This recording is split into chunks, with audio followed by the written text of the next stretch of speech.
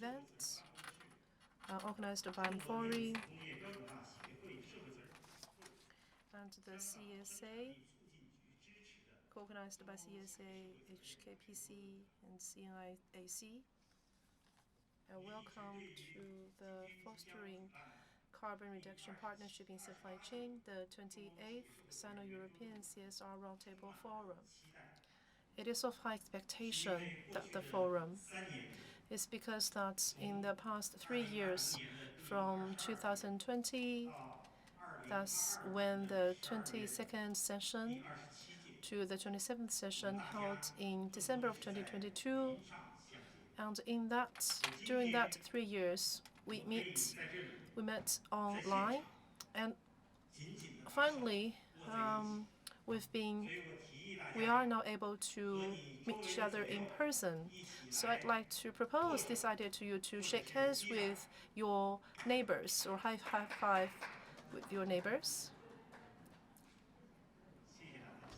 Thank you.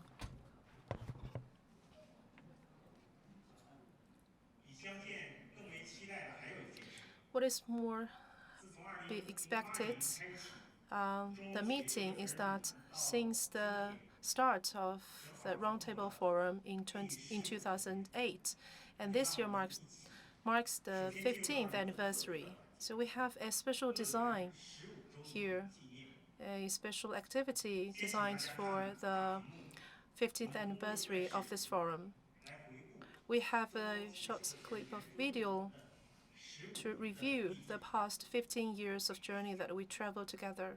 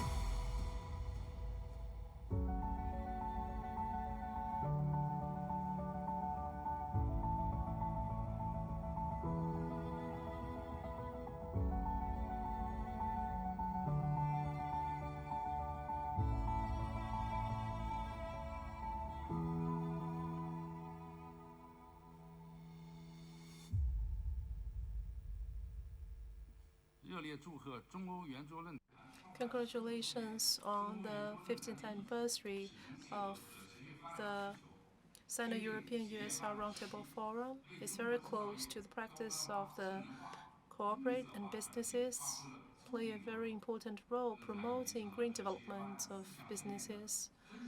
And it is a platform of sharing, communication of ideas. And I wish the forum will go from strength to strength. My name is Qian Xiaojun. Hello, everyone.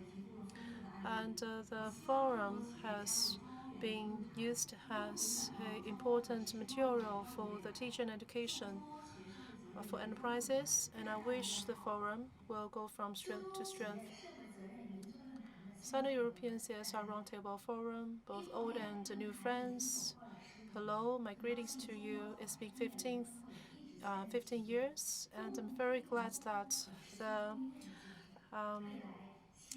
CNTAC has always been involved, and we hope a big success of the 中方企 forum. 业社会责任研究呢是新的讨论重点。Sino-European CSR 中 Roundtable 日呢确实有 Forum. 些出了大步，We 包 know 括 that 我们通过 China 协调 is 产 a 品组 big 装的 country 需 of 求，manufacturing. 到使产业链、供应 To 链对其 maintain 开 the 放和便利，sustainability and 是 safe 双方的共同意 performance 识。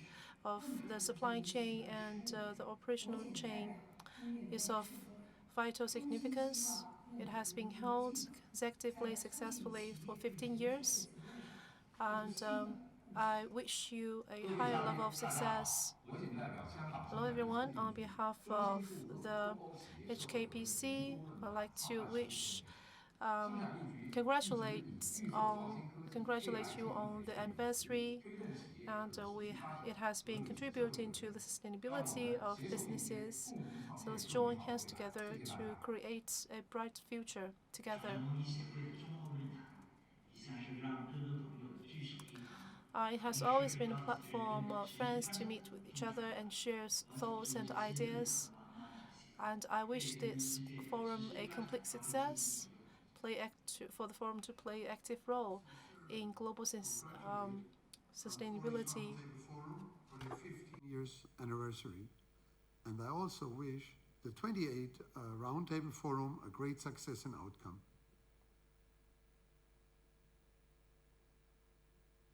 大家好，我是于志宏。 My name is Yu Zhihong.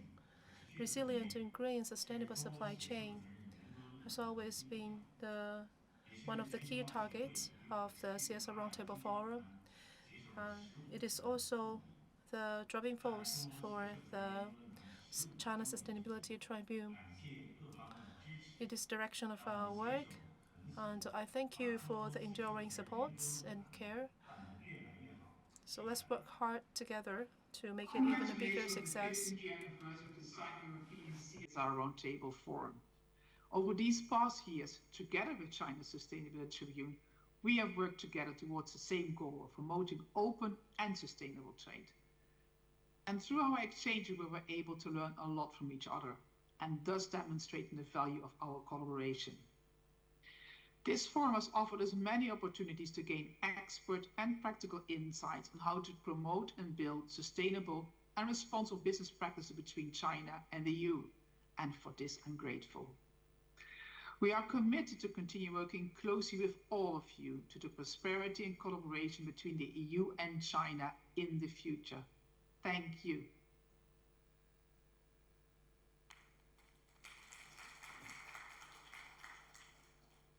谢谢各位。 Thank you all.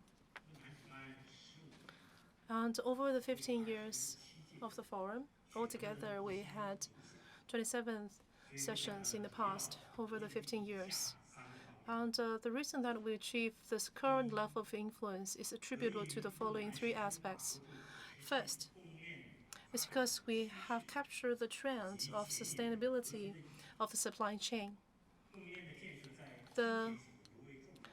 establishment of supply chain is of vital importance 那 today 么， and 供应 is 链建设 understood by 各个 everyone. 族群都无法绕开的领域。 Sustainability is something that you simply could not ignore. 我们就从 15 years 中欧 ago, 贸易可持续发展的角度， from the perspective of sustainable trade between China and Europe, 相关的研 we 究。 started our 27 届 discussion 的 from 人 there. 论坛， 27th 对 Roundtable Forum 对 and 绿 themed 色 at 低碳 the 包容平等、合规透明、 leadership in 可持续 future 供应链， and 开展 carried 专业 out 务实的分享。 practical and specialized discussion around the topics of sustainable supply chain. 可持续供应链发展需 It's 求。 fair to say that the Roundtable Forum now is a very important 第二，得益于论坛的主办双方对于 platform 推动中 to 欧 where to 可持 discuss 续供应 the 链建 future 设 trends of sustainable supply chain.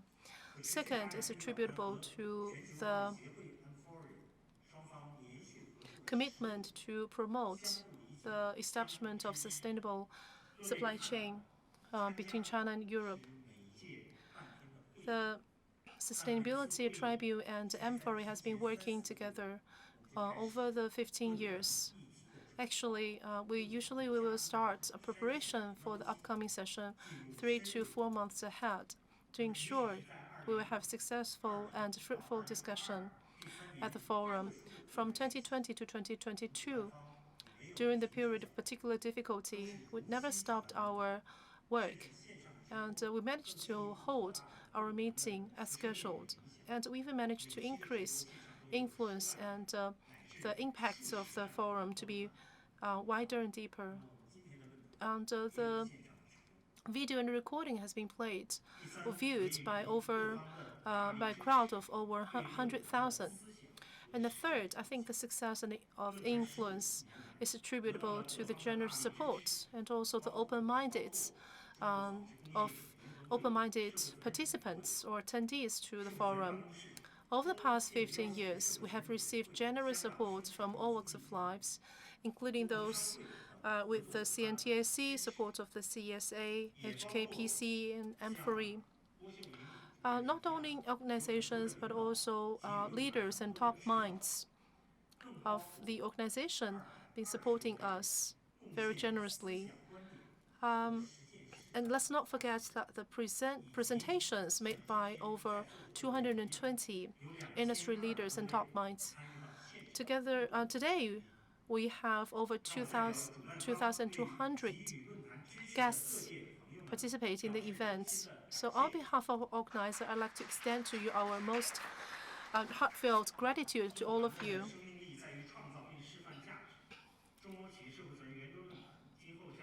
And the reason that the forum can live its value is actually attributable to all your generous support and commitments. So look forward to more of your support and contribution of your wisdom. I'd like to take the opportunity at the 15th anniversary of the Sino-European CSR Roundtable Forum. Please allow me to be on behalf of the China Sustainability Tribune and to exchange the gratitude certificate with M4E. Let's welcome Linda with M4E.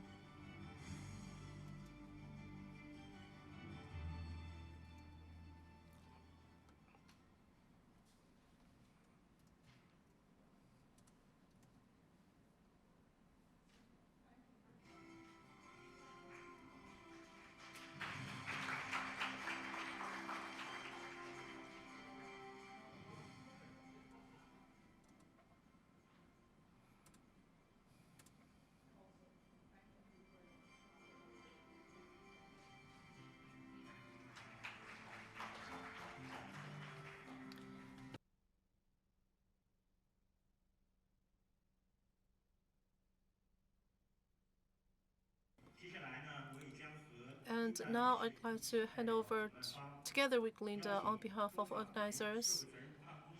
And I'd like to invite the CSR office and the representative of the CSA, representative of HKPC, who's joining us online.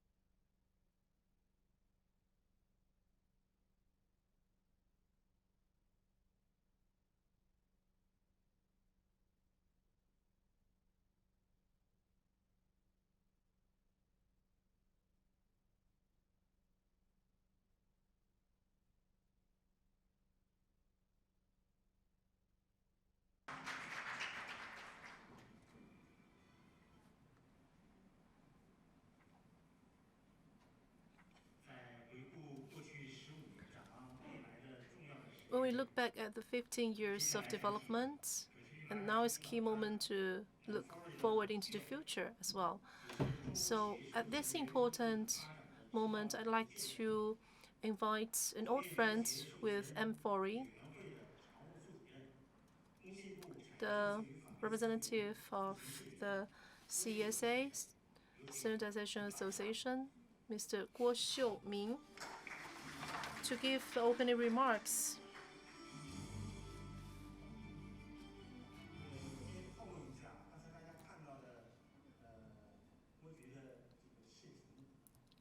The video you saw with Mr. Guo Xiaoming in it, and he recorded when he is in fever and got positive of the COVID virus again, the second time, but now I'm recovered.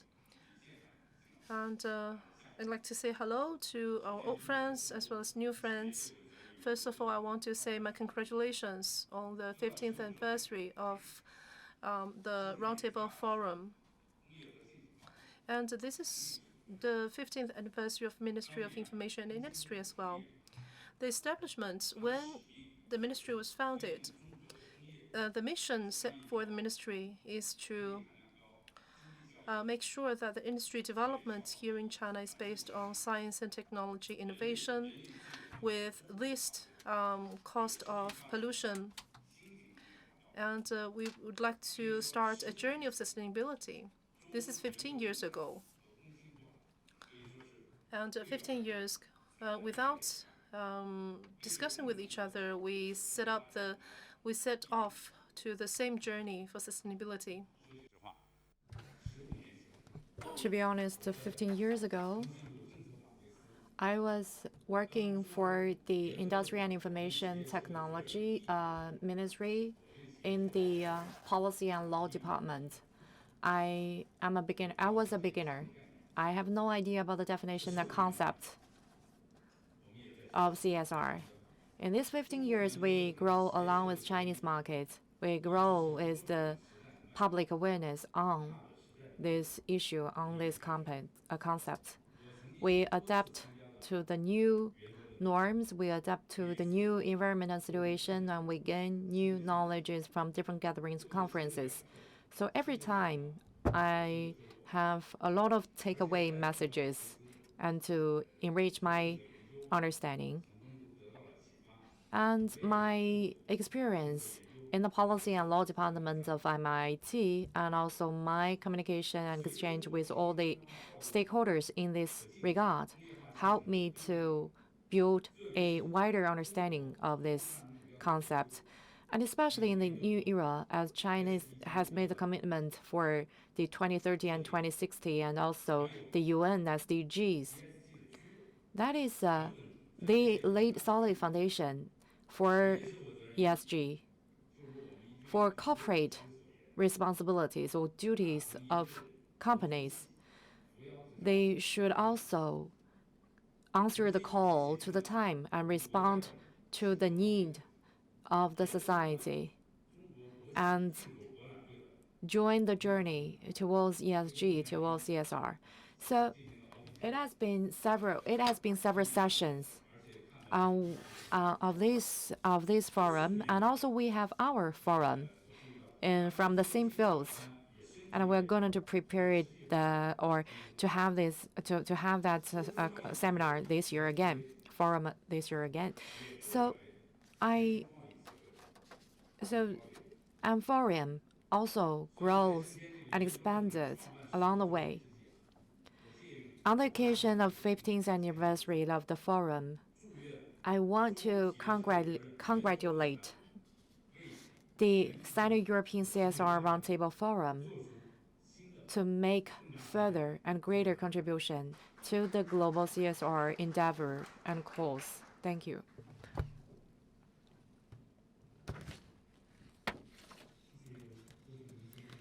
Thank you very much, Mr. Guo Xiaoming, for your excellent and inspiring speeches. Next, let's start the 28th Sino-European CSR Roundtable Forum with the focus on fostering carbon reduction partnership in supply chains. It's the continuation and deeper understanding of and accumulation of the previous grain supply chain. For enterprises to achieve low carbon development, it should rely on the capacity of the enterprises themselves, but also should rely on the synergy or of the ecosystem and partnership. We need work together and to reduce the carbon emission in a collaborative way, and to make common and joint practices in procurement, manufacturing, logistics, sales. And we need to realize comprehensive carbon reduction.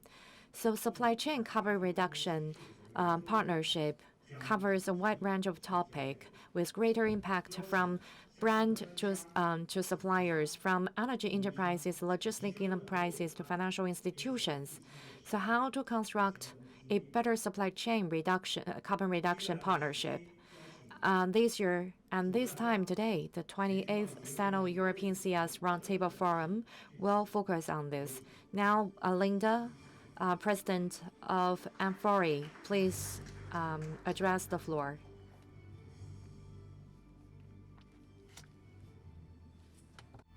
Ladies and gentlemen, it is my great pleasure to welcome you all to this event. It's my first, I would say, face-to-face event here in China since COVID-19. It's a pleasure being back, and it's a pleasure being here in this joint event and meeting all of you.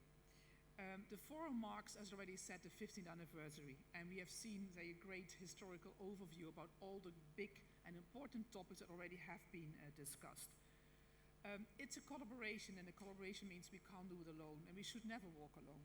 So thank you very much for the China Sustainability Tribune, our co-organizer, for working with Amphori to drive responsible and sustainable supply chains in the past 15 years. But also to our supporting organization, including the China National Textile and Apparel Council, China Electronic Standardization Association, and the Hong Kong Productivity Council, but also the Amphori members and stakeholders who have been with us during this journey. It does remind us over these 15 years about the importance of collaboration, the importance of dialogue, and the importance of partnership to advance our common goals, which is sustainable trade. And as we say it in Amphori language, trade with purpose. And this platform has been given valuable insights and learnings from experts and practitioners over the last 15 years on many topics of relevance.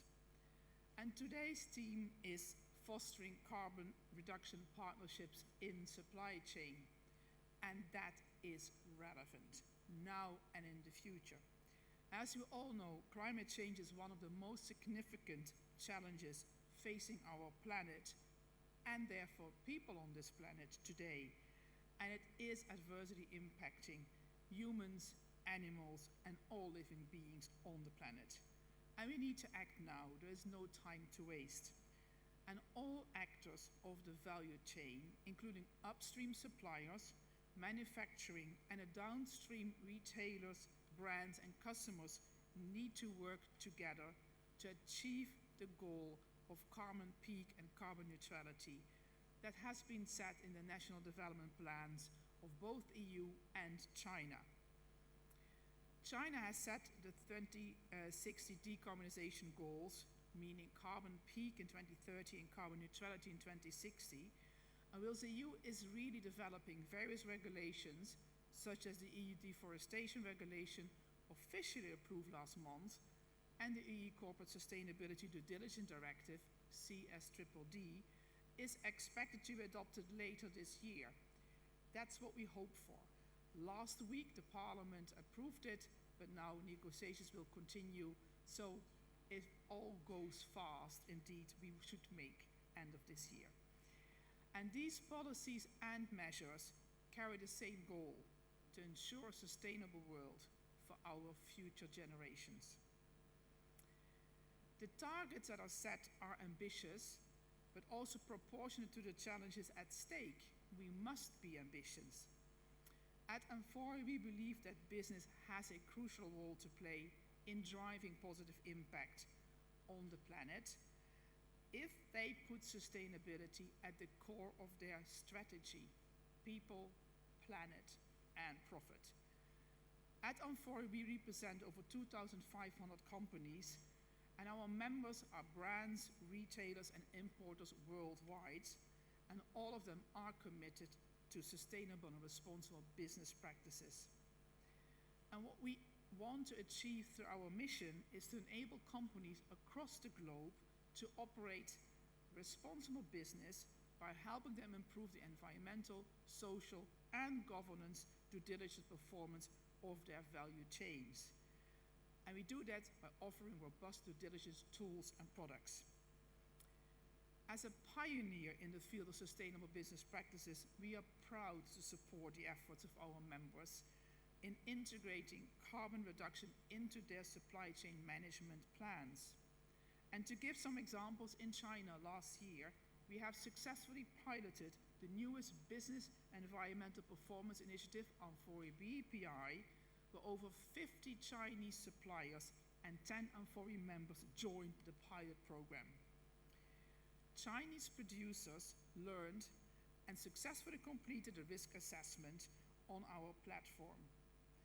And in 2023, we launched this new version of Amphori BPI, including 8 performance areas, but we also will continue with building further capacity here in China, as well as in other countries where we operate in. In 2022, we had over 40 webinars and in-person training workshops of Amphori BSCI, Business Social Compliance Initiative, and Amphori BPI organized. And over 1,700 Chinese producers attended it. And that's where change starts. It changes at production site level. It starts with small and medium enterprises. It starts with building the understanding about what is at stake. And I would say this is really a manifestation of the joint effort that Amphori, our members, and their business partners, their suppliers, are working together to identify risk, remediate if needed, really make progress, and do this on an ongoing basis. And that's not only limited to carbon emission and climate. And as already said, we can't do this alone. Fostering carbon reduction partnerships in supply chains is the key to success, doing it together. Today's forum is a good platform to exchange thoughts, best practices, have dialogue, but also dare to challenge each other, but also learn from each other. And we are very pleased to have experts, brands, and suppliers here in this room, but also online, to share their insights and practical solutions for achieving carbon neutrality. Thank you very much for joining us today, here in the room and online, and I wish everyone that this event is going to be successful. 谢谢。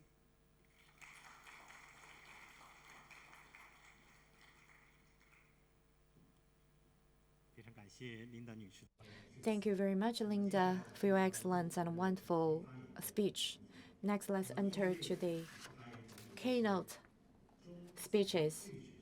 And the first keynote speaker is Shi Yichen, Chief Economist of China Green Tax and the Senior Academic Advisor of Green Finance Institute and Central University of Finance and Economics.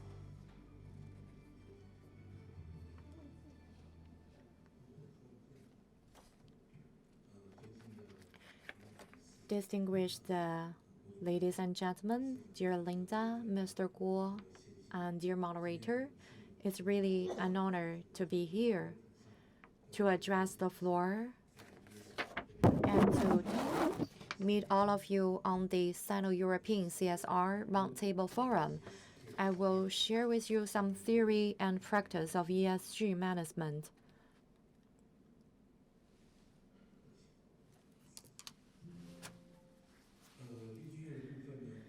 To begin with, if you have time, I really appreciate to receive you in our institution in Hangzhou, Zhejiang Province.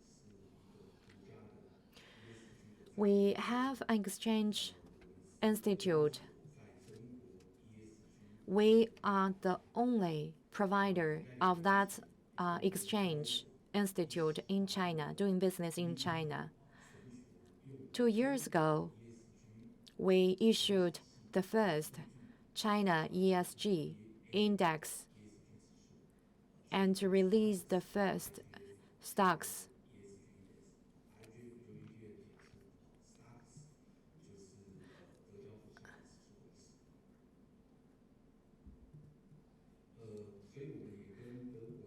We also work closely with German institutions and stakeholders. With further ado, I want to touch on the main topic of my today's speech, which is ESG and supply chain management, suppliers' carbon reduction. Several days ago, no, 2 months ago, I attended a closed session, a private session of exchanges between economists. We discussed about the carbon reduction and carbon emission in the new era. There was a common discussion. The Alibaba's and Amazon's carbon emission. Amazon has more emission than China.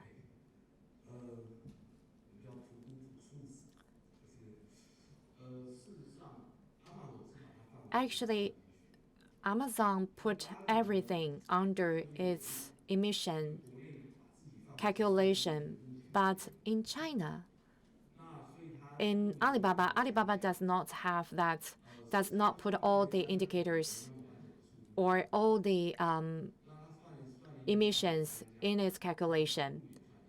So for Alibaba, the calculation include logistics. But for all the manufacturing or production emission of the items on Alibaba has not been calculated or incorporated because it's not fair for Alibaba, because all the items displayed on Alibaba on Taobao.com is not the production, is not the stock or inventory of Alibaba, the company. It's only the inventory of the providers. So whether to count it in the total carbon emission calculation, it is controversial. But however, for merchants, carbon emission we think Alibaba can make some contribution in this regard, because Alibaba can actually give pressure to its merchants and asking them to be greener, to reduce carbon emission. So this is called dimension 3. And this is very key when it comes to accounting of the supply chain carbon emission. And I see among the audience there is executive of Nike, and look forward to the presentation. If you want to achieve a deal with international companies like Nike, without a report of the carbon emission, it would be very difficult. And this is also one of the regulation targets in the market of Europe. So this is a part of the backdrop or the background that I want to exchange with you. The overall framework, first we know that the national goals, the 30 and 60 carbon neutrality, carbon peaking, and Paris Agreement, which is agreement signed by over 137 countries. Another background that we need to be aware of is the warming globe. Like the body temperature will rise when you're in fever. So not just we're in fever because of the virus, and the planet is in fever as well with the rising temperature. This is a topic which is mostly, we have the widest consensus across countries. It's a pressing task, and there are a lot of scientific evidence to prove that urgency. After Joe Biden took his office, the United States is back to the agreement as well. There are different areas of risks, fiscal risk and short-term risks. And for example, a disaster of drought and extreme weathers, there are a lot of evidence to prove that, like the 600 millimeter of the precipitation in 2020 in Zhengzhou. So those are the examples of the extreme weather which are happening more frequently now than before. The regulators, they need to put in place regulation, setting targets. If you're not convinced by the physical evidence, and then the regulation will set up rules and goals. There will be market risks to be regulated. 2 years ago, and there is energy consumption control measures that are being adopted when we face shortage of power supply. So you know that directly or indirectly that our economic activity is very much affected by climate change.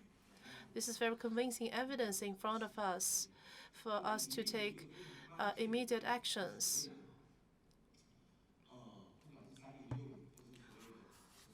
Neutrality, peaking carbon goals, or the net zero emission targets set by countries.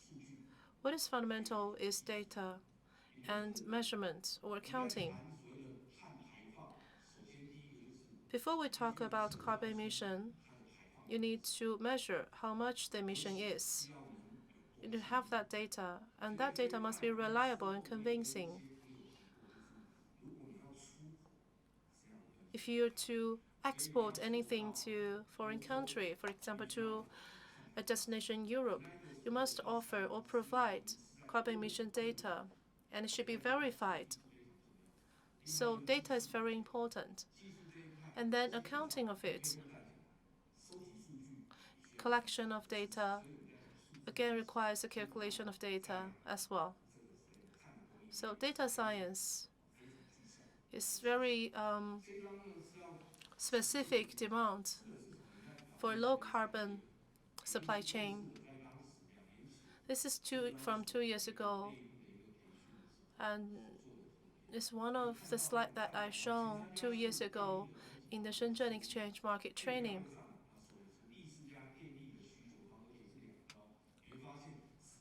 As you can read from this table, the stronger the carbon emission intensity is, and the share of that business will suffer the most. This is the conclusion that you can draw from those data. After 2020, the economic recovery, the performance of the green business on the stock market is actually outperforming its competitors. You know, the EV, the PV, the battery, they are performing very well. They outperform others, rivals.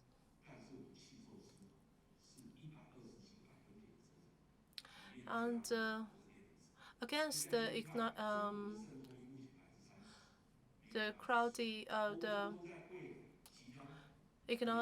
slow economic recovery, the export of vehicle is increasing by 120%. And every country is very ambitious in electrification. So EV is very promising, but a lot of its supply chains here in China for the renewable energy vehicle. This is the performance of the green stock. And ever since President Xi put forward the 30-60 targets, and you can see that new energy enterprises, they are performing a lot better than the traditional conventional businesses. Now move on to the second part of my presentation. The green financing and ESG. We all heard of the triple bottom line. In addition to profitability, a business or a corporate also undertake 3 responsibilities. That's the ESG.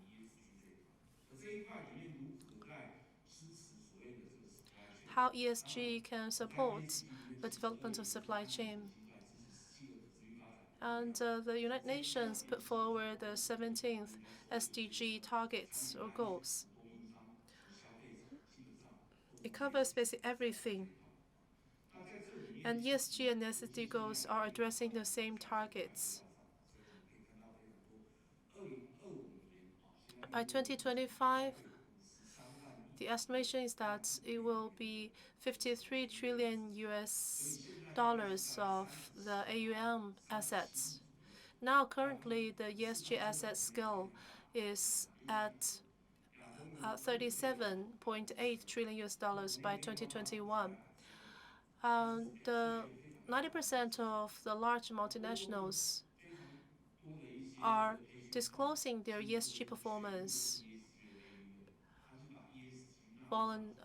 spontaneously. And also, the global investors, they view ESG very important responsibility of the enterprise. The CSR of China, as I was in the state-owned enterprises training, CSR is requiring the ESG disclosure of listed company as well. Maybe it's not a one-step, it's not a one-time-off thing, but this is clear trend that the carbon emission will be required in disclosure of information for enterprises,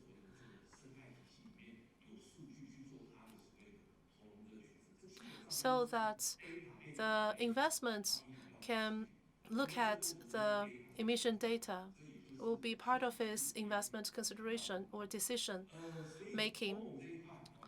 Now, this slide is about European Union countries, their regulation for energy management. Every year they invest 1 trillion US dollars. And in order to meet the target of reducing 55% of greenhouse gas emission by 2030, this is a very large investment that they committed. And I think it's not that challenging to peak carbon emission by 2030. I think the other target is more challenging. The carbon neutrality, there are 4 areas. One thing is relevant to the sectors, the transportation, construction, energy. Especially if you look at the fossil fuel, by the end of this month, around approximately about 70%. But I also once read a report from Ministry of Information and Industry. In order to meet the 2060 target, and the fossil fuel energy cannot be more than 20% of the energy supply. So that explains why the massive investment in photovoltaic energy. And you can see that the price of the oil, the petroleum, is is actually going down from 120 to 50. So basically, as long as we can address the issue of consumption and the fossil fuel be replaced by renewable sources very quickly. This is the slides of the policy mechanisms. One of the cornerstone of that regulation in EU is the sustainability categorization law. The other 2 cornerstones is the regulation of disclosure, information disclosure, and the third is standardization. This is a very important 3 cornerstones for sustainability financing framework in the EU. And also there are ISO standards relevant, and those for the third-party sustainability data report.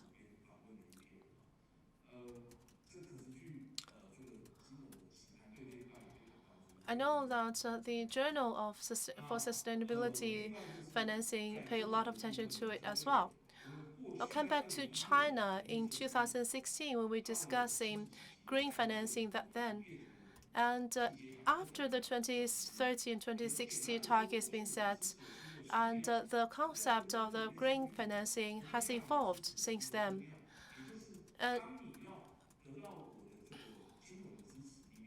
In order to access financial capital, you must offer us data.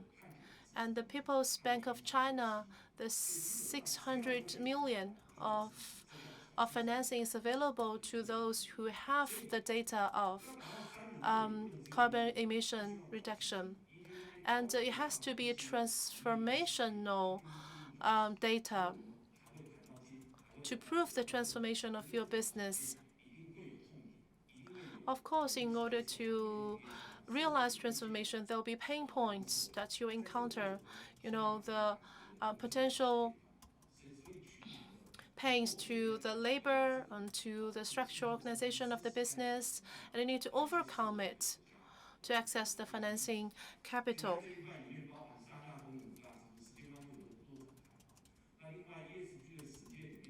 This slide is about the practical meaning of ESG for enterprises, and as ESG is looking at the high quality development of the enterprises and is of high quality value to enterprises.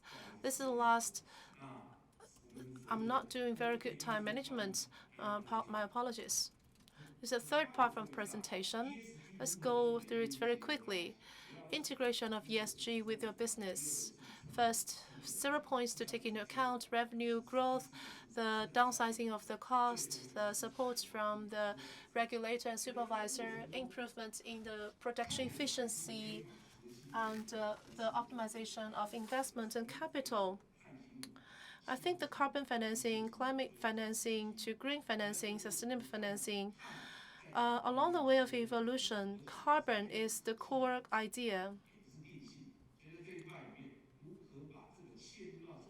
So how this can be integrated profoundly into the business processes, like the PMG, the supplier, either in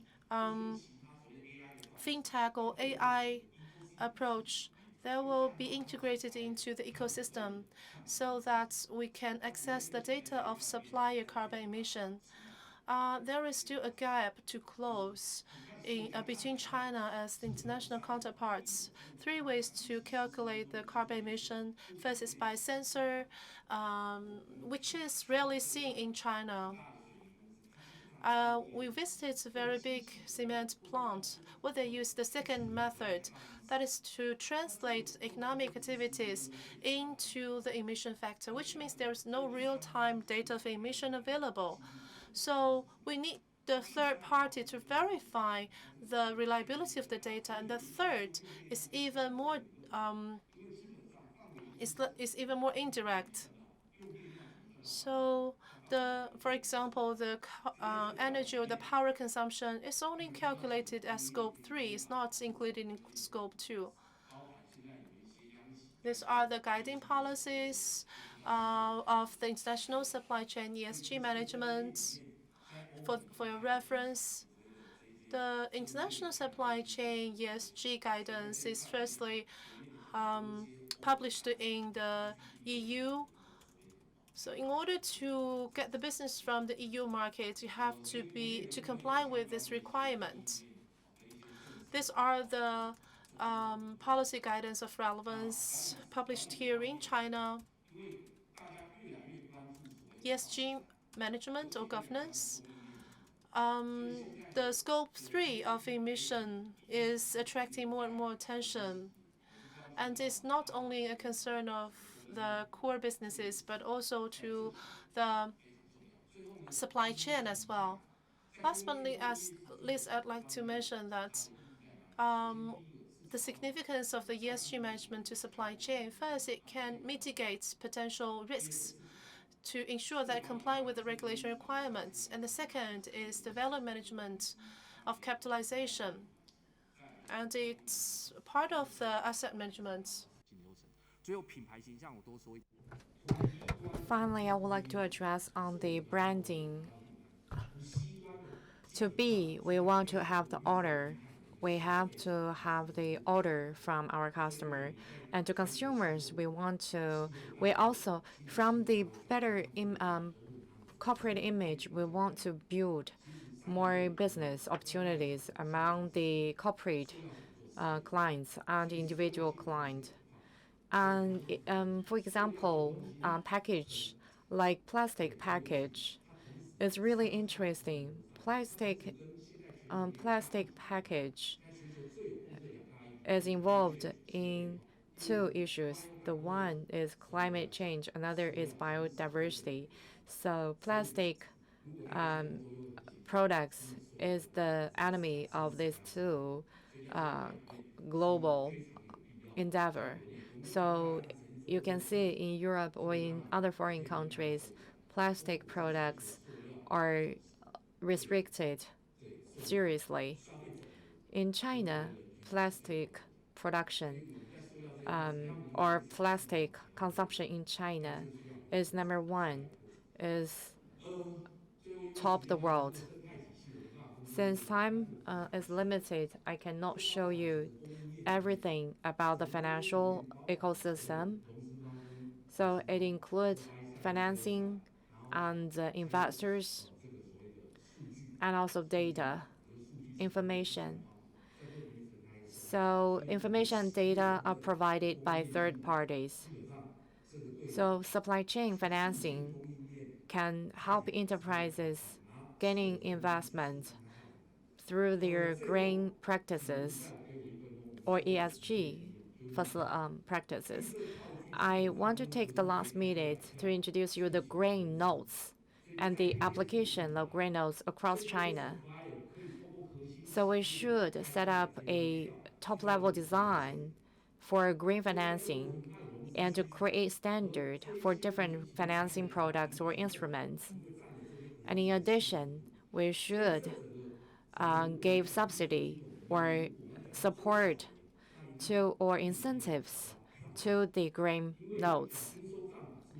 So sometimes we notice that note can cross the note has more flexibility than account receivables. In this case, we believe that green note has more space to play in terms of the ESG practice by the country, by the corporate, and micro enterprises is the main force for ESG or full green note. Due to time concern, I will stop here and thank you very much for listening.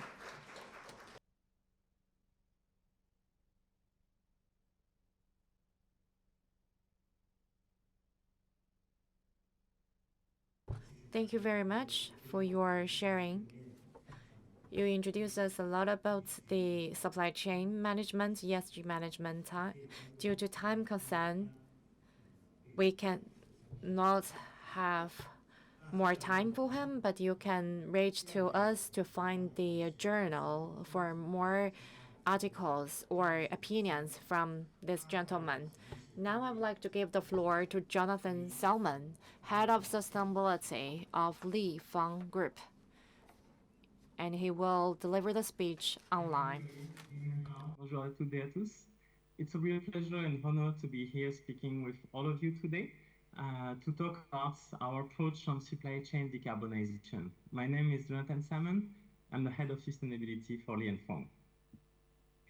Li & Fung is a global trading company founded in China back in 1906. We are a company focusing on developing and implementing supply chain solutions for global retailers and brands across the world. We're working with a very large network of suppliers and factories, and we are implanted in more than 40 countries. We are a member of Amphori since 2016. At Li & Fung, we have a very strong focus on ESG. As you can see here, we have our ESG strategy that has been developed a few years ago. You will be able to see here that we focus both at the corporate level, but also on the supply chain level. On the environmental side that I'm handling, we will have a strong focus on greenhouse gas and energy that we will detail today together. Also, water and chemical, and finally, raw material and products. On the social side, we'll be talking about harassment, child labor, modern slavery, inclusion, diversity, health and well-being, and finally on the governance, where we'll be having topics around ethics, anti-corruption, risk management, and accountability transparency. As I mentioned, the greenhouse gas part is very important to us.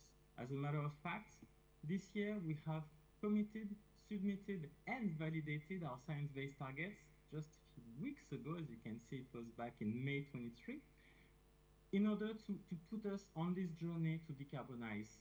Our operations as scope 1 and 2, where we aim to reduce by 42% our greenhouse gas by 2030, but we also have the ambition to bring along our supply chain partners, both suppliers and logistics, to join us on this journey to decarbonize their supply chain, their operation and supply chains as well.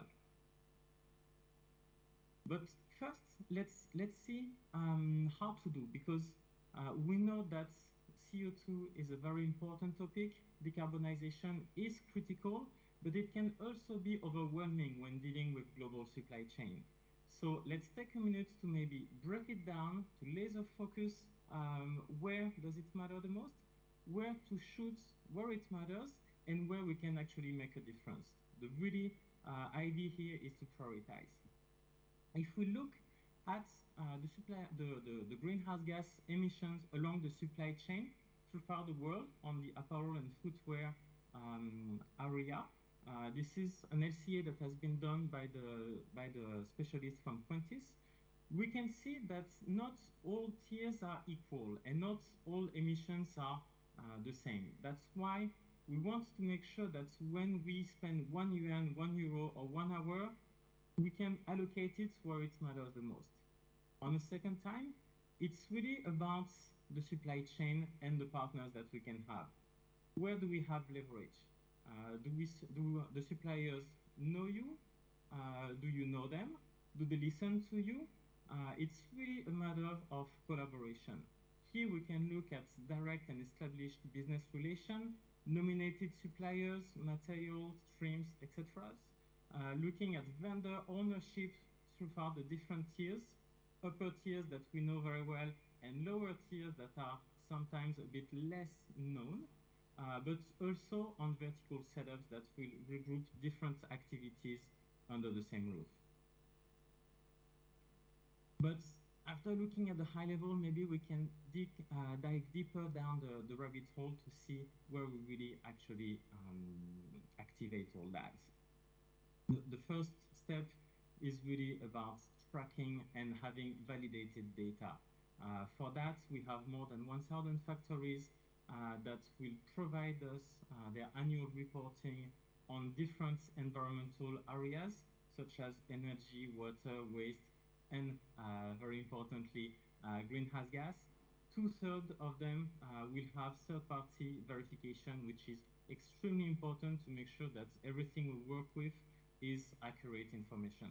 For that, we will look at it in a minute, but we use different platforms, and the Amphori BP is really one of the most strategic ones to achieve all this transparency.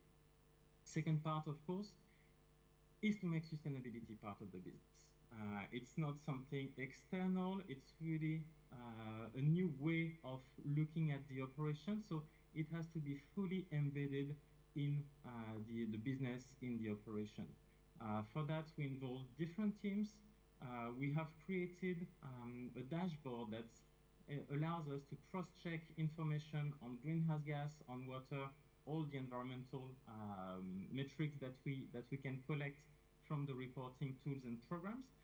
And we compare that with the FOB, with the quality, the speed, also the social compliance ratings, in order to have really the full picture as one main information in order to better understand how the supply chain is working. And last but not least is about supporting to improve. This is really important. We'll talk about this in a second, but it's very important to be there for the factories, to be there together with the suppliers and to collaborate. We've seen in the supply chain that a lot of efforts have been put on the social compliance over the past decade, and this is very important and critical. Right now, the focus is slightly moving towards the environmental protection and greenhouse gas savings. And for that, as a matter of fact, factories do not necessarily have all the internal resources. Don't get me wrong, some factories are doing a fantastic job and are very commendable, but a lot of factories still need this extra push, this extra expertise, and this is one of our responsibilities to support them, to bring this help in order to together generate some better impacts over the supply chain. Here I have a very practical example to show you. This is a collaboration that was done at the end of last year with Action. Action, which is a European retailer, a very large one with 2,300 stores all across Europe. That is one of our key partners on the supply chain. So this is a collaboration between Action, Amphori BP, and Lianfeng in order to pilot the new version of BP, the 2.0.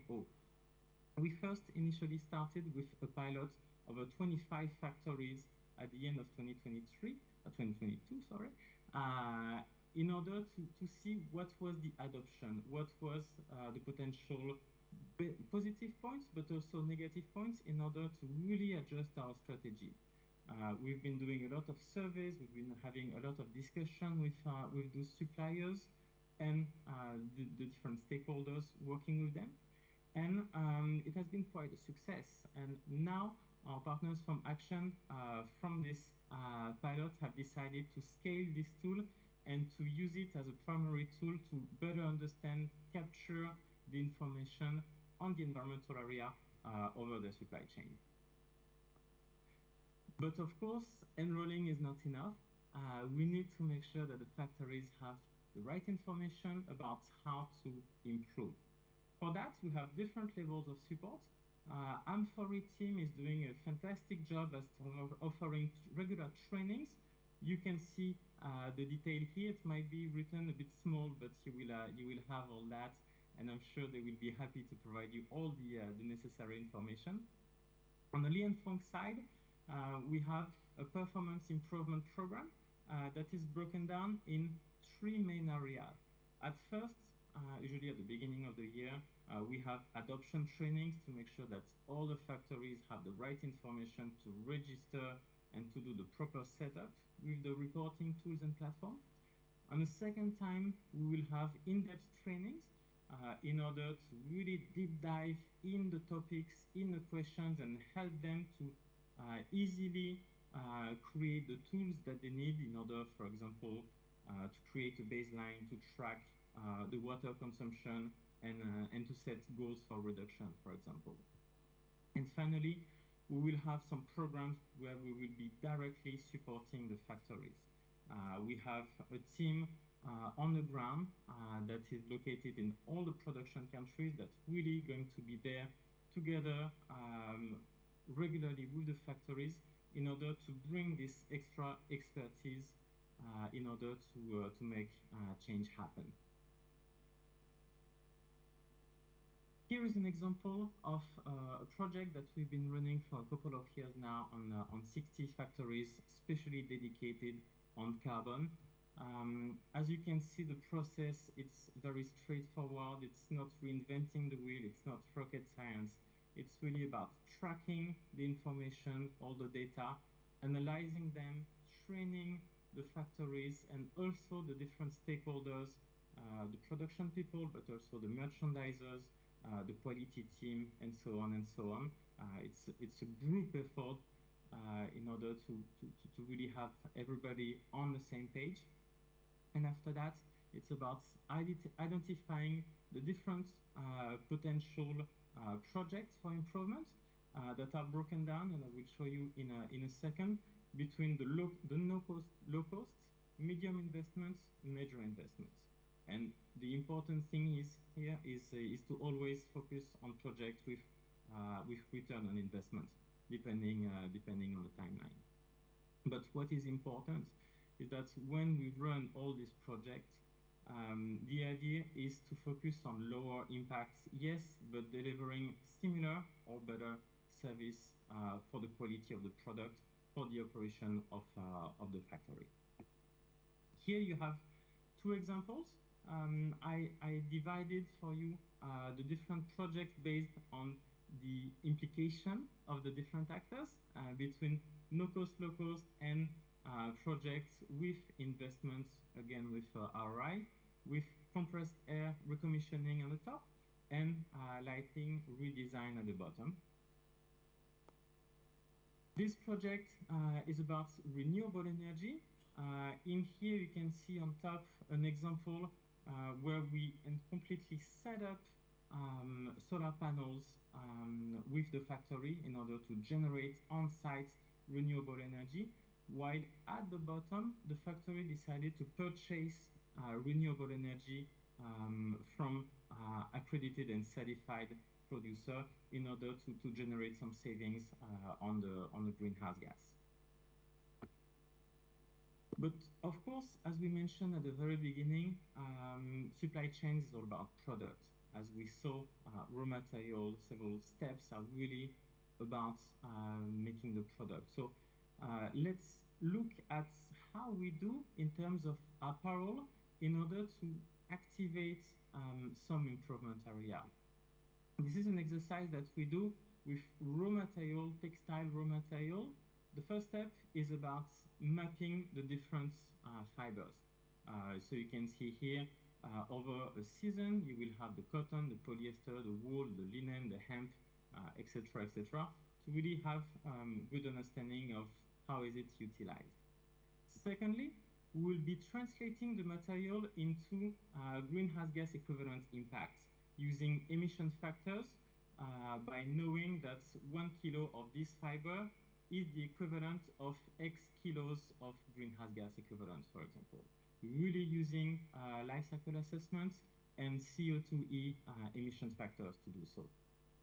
From this point, we are able to identify some alternative solutions that will generate more or less savings in terms of greenhouse gas, in terms of water, in terms of chemicals, and so on and so on. It gives us a very clear picture.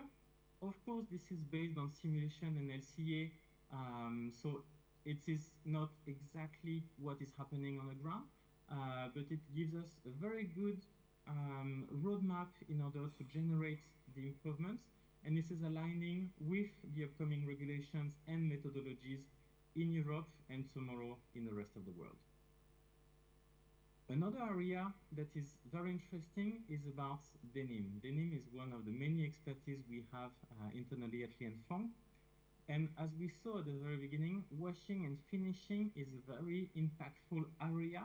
And the good news is that there is a lot of room for improvement and a lot of adjustment that we can do in order to change the way we do the washing and finishing.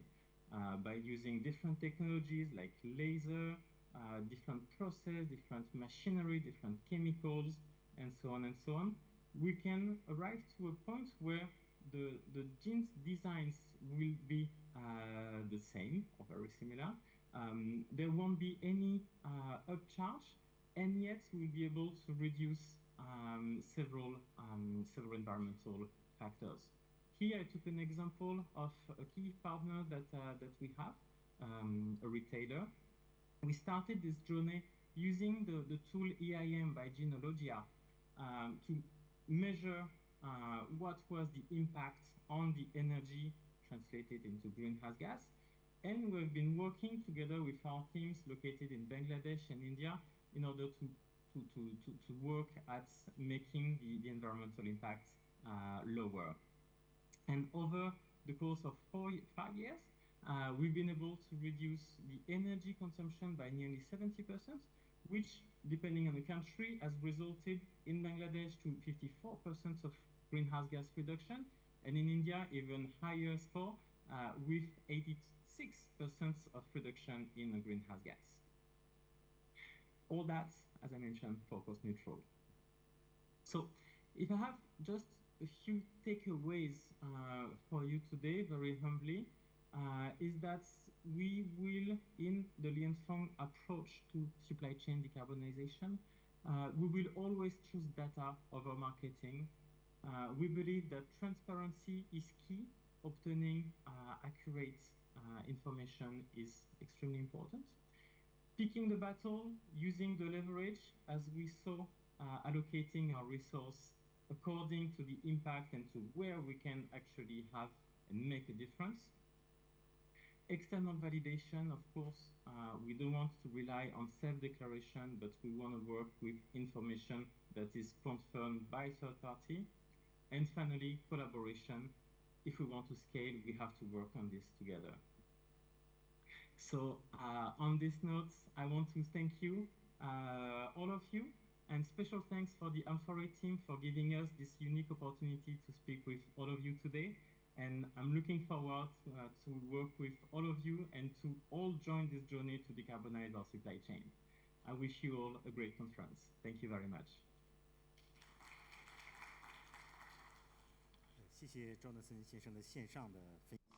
Thank you for the presentation, Mr. Jonathan.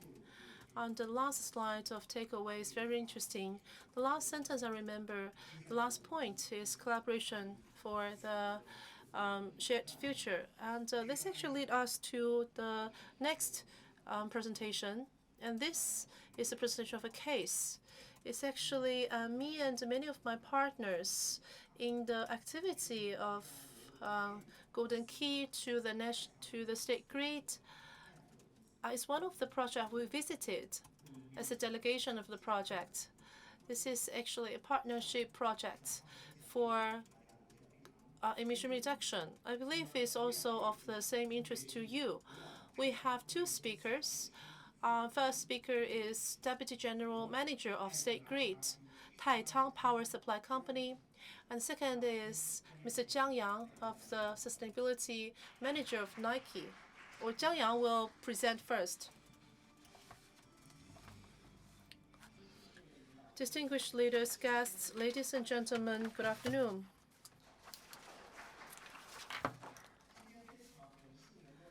I'm very honored to be here to present to you the project of Nike Wind and Solar Hybrid Smart Logistics Park with our carbon reduction partners. Today's presentation has two parts. I'll give you the introduction of the project, and then the State Grid Taichung Power Supply Company will introduce to you our partnership experience. A quick overview of Nike Group.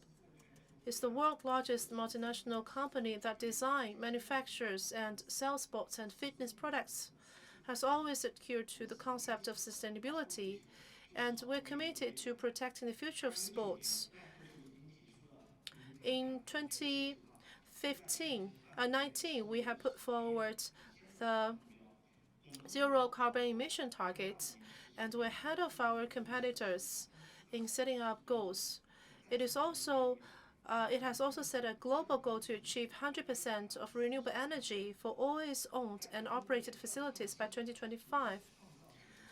It has conducted many projects such as Nike China Zero Carbon Smart Logistics Park and intelligent storage facilities to explore solutions to the problems of electricity consumption and carbon emissions. As we continue to grow our business, we have been reducing impact on environment.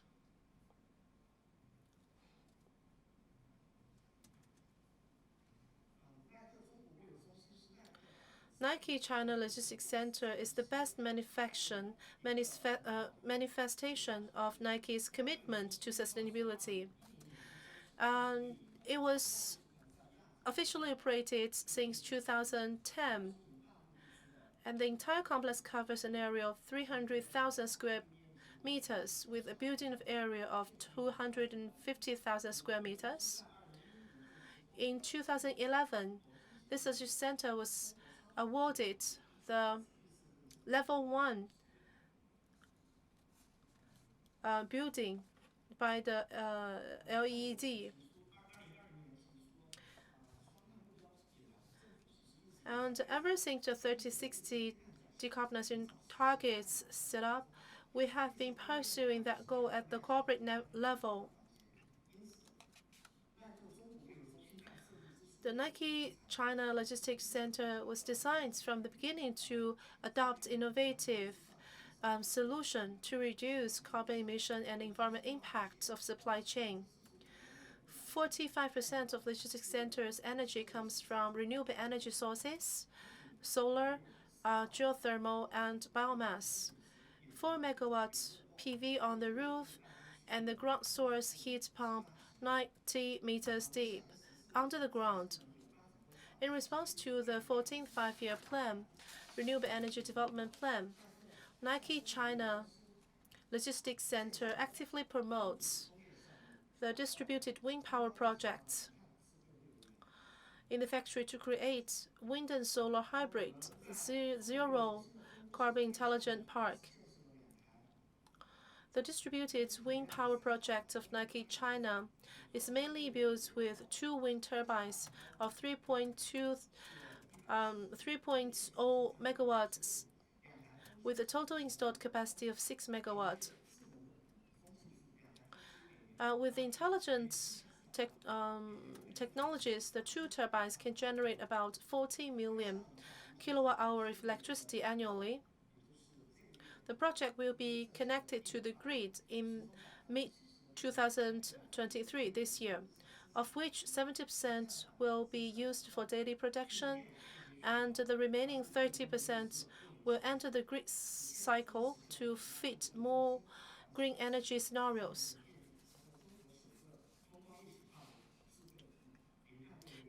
This will become China's first wind and solar hybrid zero carbon intelligent logistic park.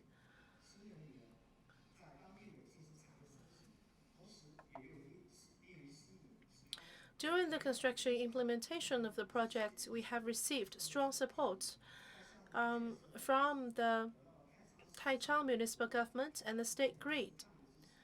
Therefore, we would like to invite our carbon reduction partner to continue to share our experience of partnership.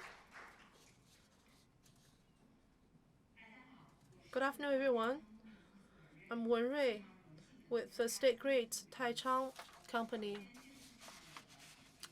First of all, to give you introduction of the company that I work with, the Taichung Power Supply Company, subordinated to the State Grid Corporation, is a state-owned enterprise which is of the national strategic importance. It's committed to the healthy development of energy and the power supply. State Grid has maintained a longest safety record of the world's mega power grids and become world's strongest power transmission capacity and the largest scale of new energy grid connection. Now, I'm going to introduce to you the experiences from the front line of our company. First of all, we think that it's very important to have sense of responsibility.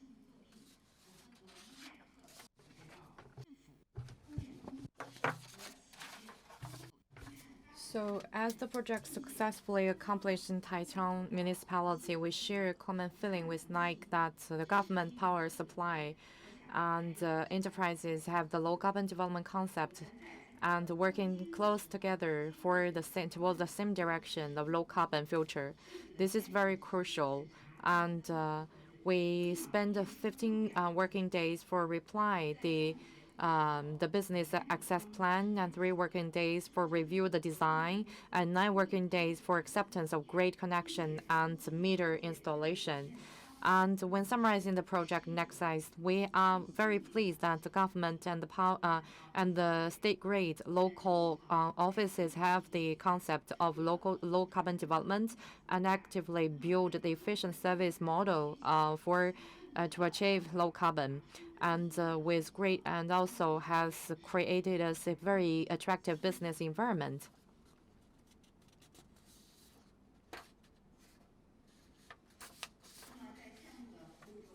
During the program application or the program surveys, we noticed that our clients suffering from challenges and new problems for new energy demand. First is we noticed that our clients are a little bit unfamiliar with the new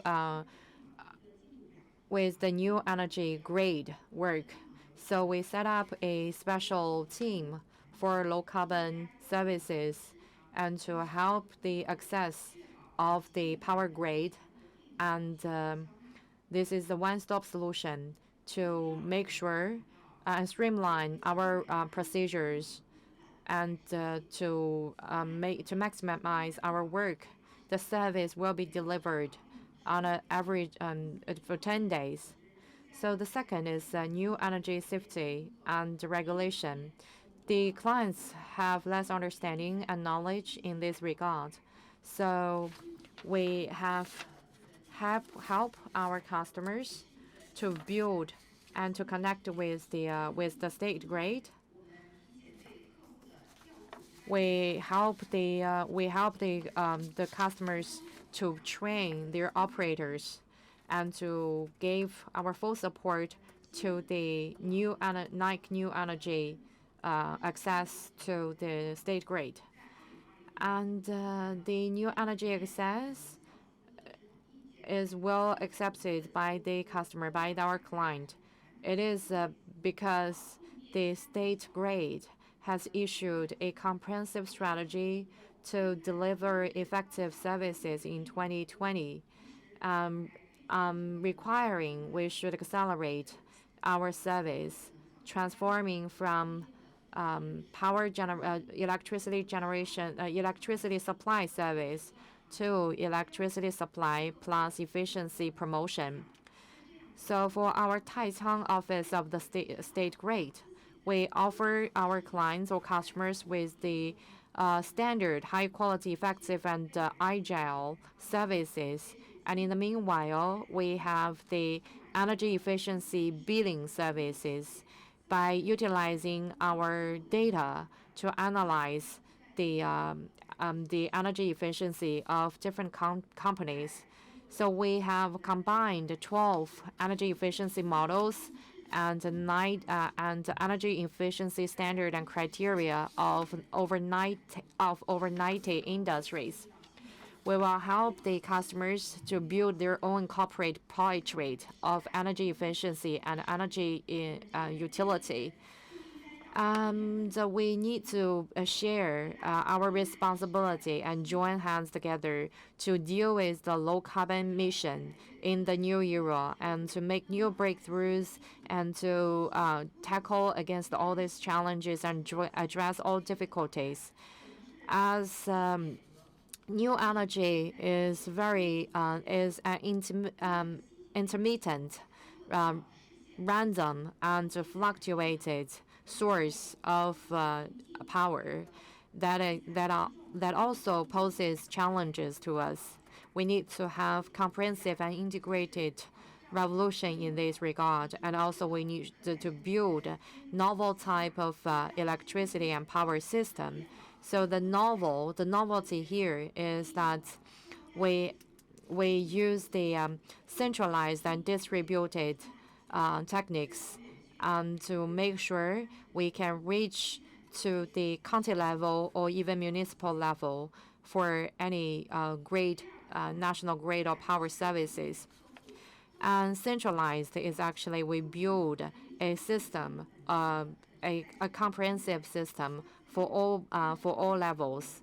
And distributed is actually we encourage all clients or customers to have their own small or micro grid and to fully utilize their local renewable sources to generate electricity themselves for self-use and for self-production.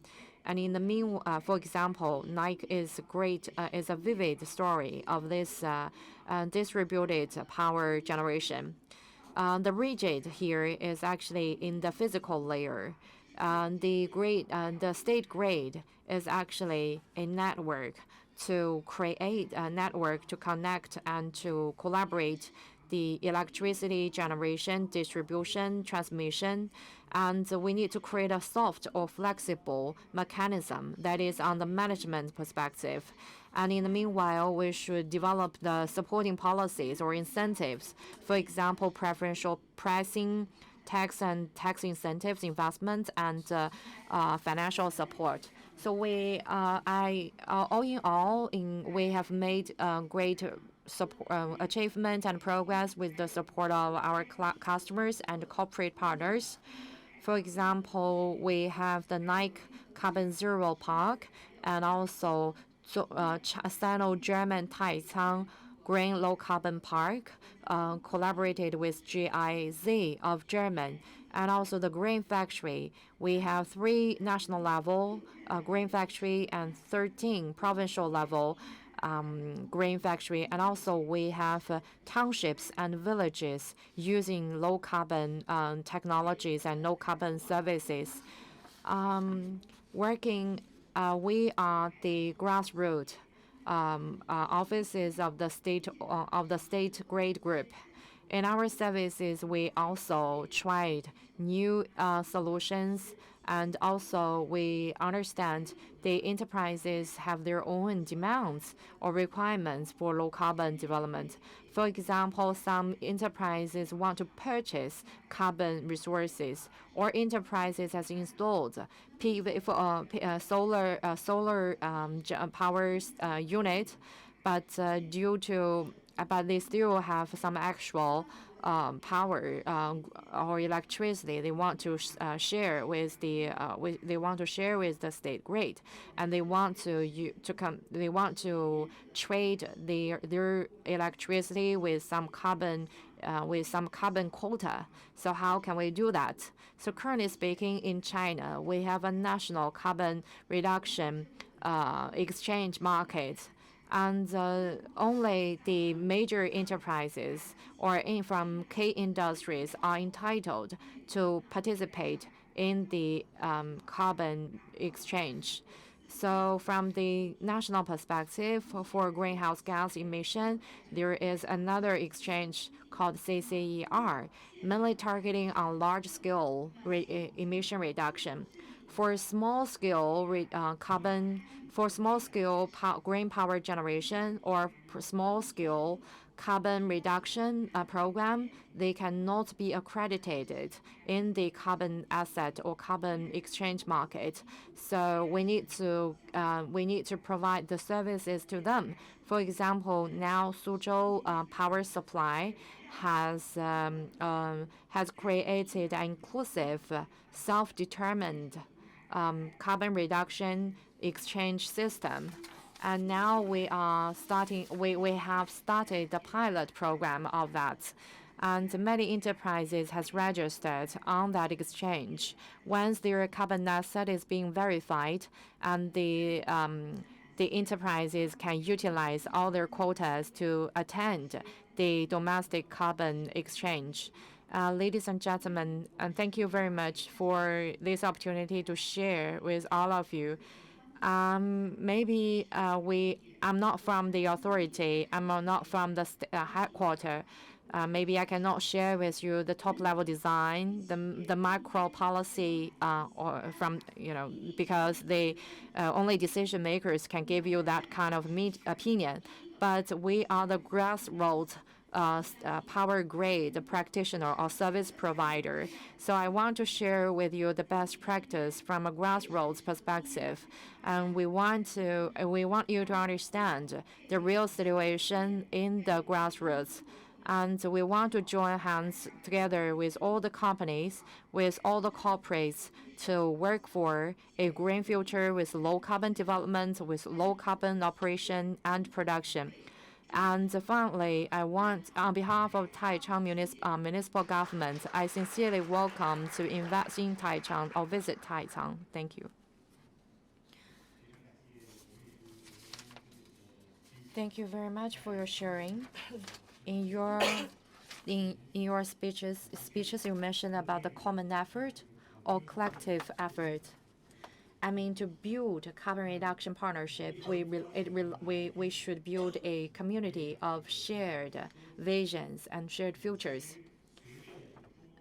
Taking this opportunity, I would like to say that as China, EU develop the trade cooperation or partnership, especially the Green Deal from EU and also other related or detailed practices or requirements of EU.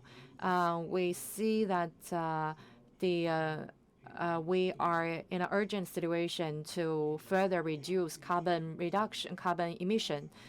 So from the only cost, only energy saving and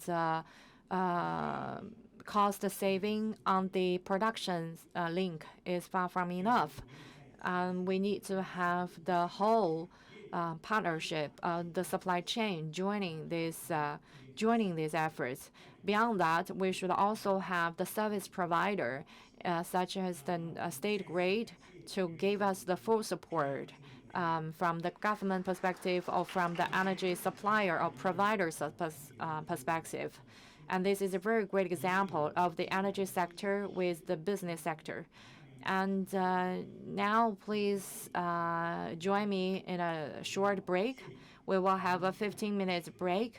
You can have some refreshment, and we prepare desserts and drinks outside. We will resume 15 minutes later.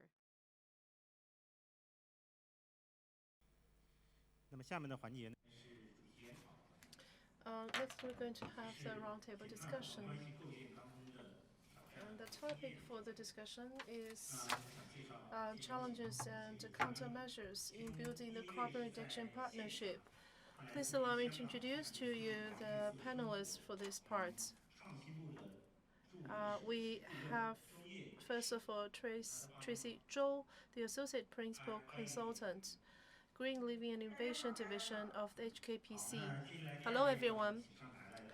The next panelist that we have joining us here in person is Madame Sun Lirong, researcher of CNTAC CSR office, and Mr. Liu Wei, senior manager of environment sustainability of the Li Ning Group, managing director China of XD Connects, King Hong.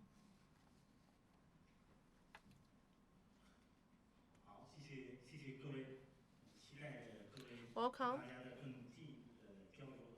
This is very exciting. And we have a list of questions to you. So for the first round, I want to ask you to introduce yourself a little bit, you yourself and the organization you work with, and probably some of your thoughts of the presentations that we heard so far. So first, I'd like to go to Tracy Zhou. Would you please spend 1 minute to have a quick introduction of yourself and organization? Very challenging. Hello, everyone. I'm Tracy Zhou with the HKPC in the Green Living and Innovation Division. What we do is the consultation service for the ESG and the low carbon development. And I'd like to say thank you to organizers for the invitation. It's a great opportunity to share with you our thoughts and understanding of the new trends. It's my honor. And HKPC, it was founded in Hong Kong in 1967 for intelligent manufacturing and the digital transformation, training, capacity building. We have very good performances in those work. We have been awarded by a lot of prizes, and the first half of this year, we have been awarded of over 50 prizes. That's the manifestation of our commitment. Now I move to the Sun Lirong next to me, the researcher of the CNTAC CSR office. I'm with the CNTAC and I'm in the CSR office. Our organization was established in 2005. we pay a lot of attention to the global market. Climate change is actually a topic for us to intensify exchange with our counterparts.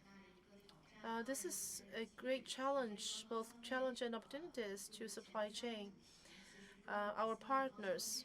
The three themes actually is very much in line with our priorities: the ESG, climate change, low carbon of the supply chain. Those are the prioritized areas that we are committed to at this moment. And Li Feng, the representative, the speaker mentioned that the cooperation for win-win is very strong resonance in us. One quote from our president is that to be unique sometimes is lonely, but we need to join hands with each other to generate even wider and deeper, more profound influence and greater progress. Now I'd like to come to you, Mr. Liu Wei, and 1 minute for you. Thank you, Chief Yu. I am with Li Ning Group. My responsibility is sustainability and environment of the group. Of course, I have I report to the board member and the senior executives. And like what I've been introduced by the colleague from Nike Group, this is the first time we meet, and I think, but we graduated from the same university, you know. How surprising that! What a pleasant surprise that is. It's a very good opportunity to learn from different cases and examples. To quickly respond to one of the presentations, there was one presentation of to interpret the macro policy and also the EU regulation and the international agreement. And Li Feng's presentation is very interesting, and they introduced us the practices and experiences in partnership with their members or supply chain. Those are of interesting value to us, something we can learn from. And we're still at a very early stage, so this is a valuable opportunity for us to learn from you. Thank you. Thank you, Mr. Liu. XD and Madam Kong, Mr. Kong. And if you're like me, maybe you do not have a very good understanding of what XD Connects is and what does it do. So let's hear from Mr. Kong. And I am the managing director of China and also one of the co-founder of XD Connects. We are a global trading company. And what we work are the products of the brand reminders. And we were founded in 1980s. We have thousands of OEM cooperation with suppliers in China. And we have production line reaching over 60 countries around the world. We are member of AMFRI and CRMB Corp certified businesses. The strategy of a company is to reach the carbon neutrality by 2030. This is the target we set for our business. And SDG target of United Nations of the 8, 9, 12, and 13, we strongly advocate those 4 goals put forward by the nations. Today we learned a lot from the presentations. When I was sharing in the business school the case of our company, I feel sometimes struggled what to say to introduce our company. And our business is CPS, and they asked me what is CPS. I joked by saying that's cheap plastic sheets. That's very cheap plastic stuff. Every year, you know, the brand reminder. Do you know how is a value globally? The market of 100 billions of the products that we in terms of its revenue. So we generate this burden to the planet. So at the same time, we think that what we can do to mitigate those impacts I think there is one word is very touching. That's where the change happens. That's one sense I believe mentioned by one of the speakers. This is actually respond to the slogan and the mission of a company. And the logo that we have slogan is the changing the way we give. We hope that by giving gifts and for promotion of the business of our partners, we can also have some positive impacts on the environment and climate. So there's a quick round of 1 minute to each one of you for the self-introduction. Now, the second question I have for you, or the thing that I asked you to do, is that what do you do? What is your requirements to supply chain when it comes to carbon reduction? So I would like to go the other round. Managing Director of XT Connects, Mr. Kong, what do you do to drive the ESG by leveraging ESG or the carbon reduction? What are the exact practices that you adopt in your company? ESG is already is well adopted by prices and prices for business value because they see business value and it makes sense in investment as well and actually benefit from that change of concept. 5 to 8 years ago, we have decided that the ESG is part of our core strategy. Not only that we benefit from the investment market, and which increase ESG can increase our capitalization on the financial market. It also increases our business performance. The ESG driving our business and to a compound growth rate of a percentage higher than the industry average. What we do first, we develop a lot of products. For example, the mobile power source and office supply. We have an internal carbon research team to study every step of the carbon life cycle of the products from production to transportation to the end of its use. We have very thorough analysis of it. For example, the mobile power source. And a big part of its carbon emission it's not from its production. Production is a very small part. It's actually the big part of carbon is generated when it's used. For example, the heating and the lifespan of the product are key factors. So after the study, and we can develop solutions to improve the power consumption and to reduce the emission across the life cycle of the product.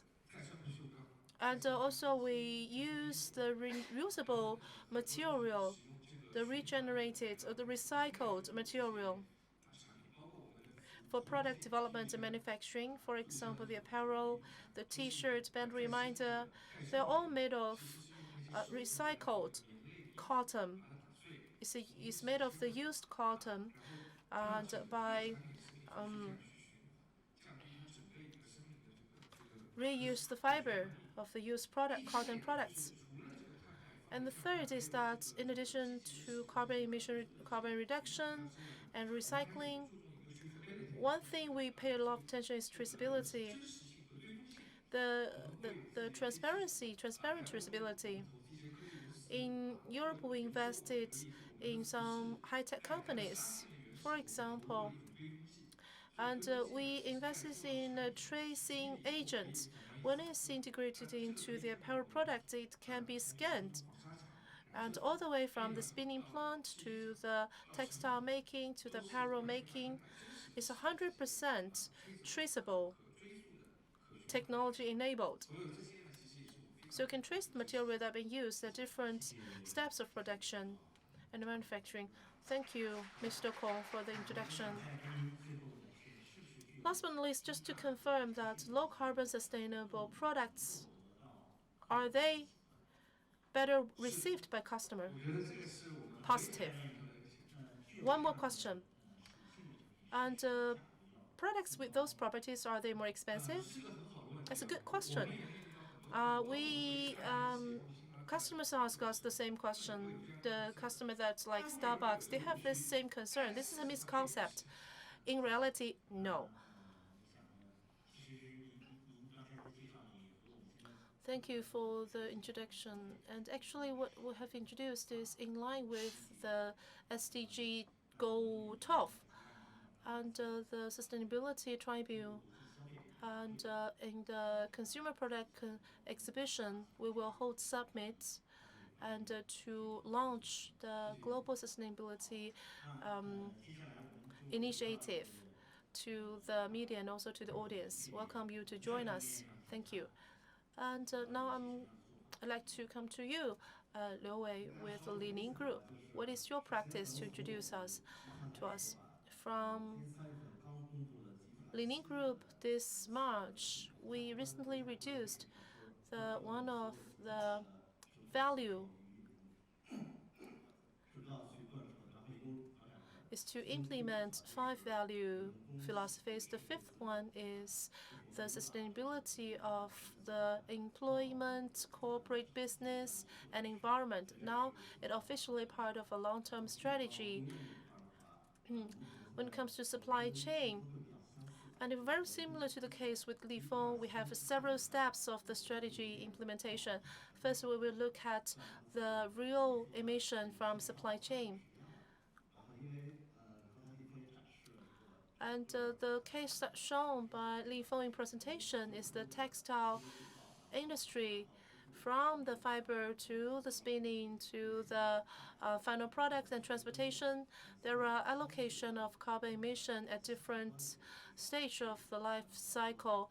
Its emission is more concentrated in the early steps than the later. So we're quite similar the case. The assembly by suppliers and raw material, and we have 300 to 400 suppliers in that part of the stream. So we cannot have the specific and precise emission, but we can have the third party to do the calculation. And also we do some empowerment trainings to enable our supply chain to be. And now by far, 70 to 80% of our suppliers have shared their operation and practice. In our team, we have an energy expert. They will visit the major suppliers and to find the potential for further reduction. Just as mentioned, whether it's possible to install photo PV, because you know that many of the factories or plants, they have large roof, can be used to install the solar panel, and also the heat energy transformed into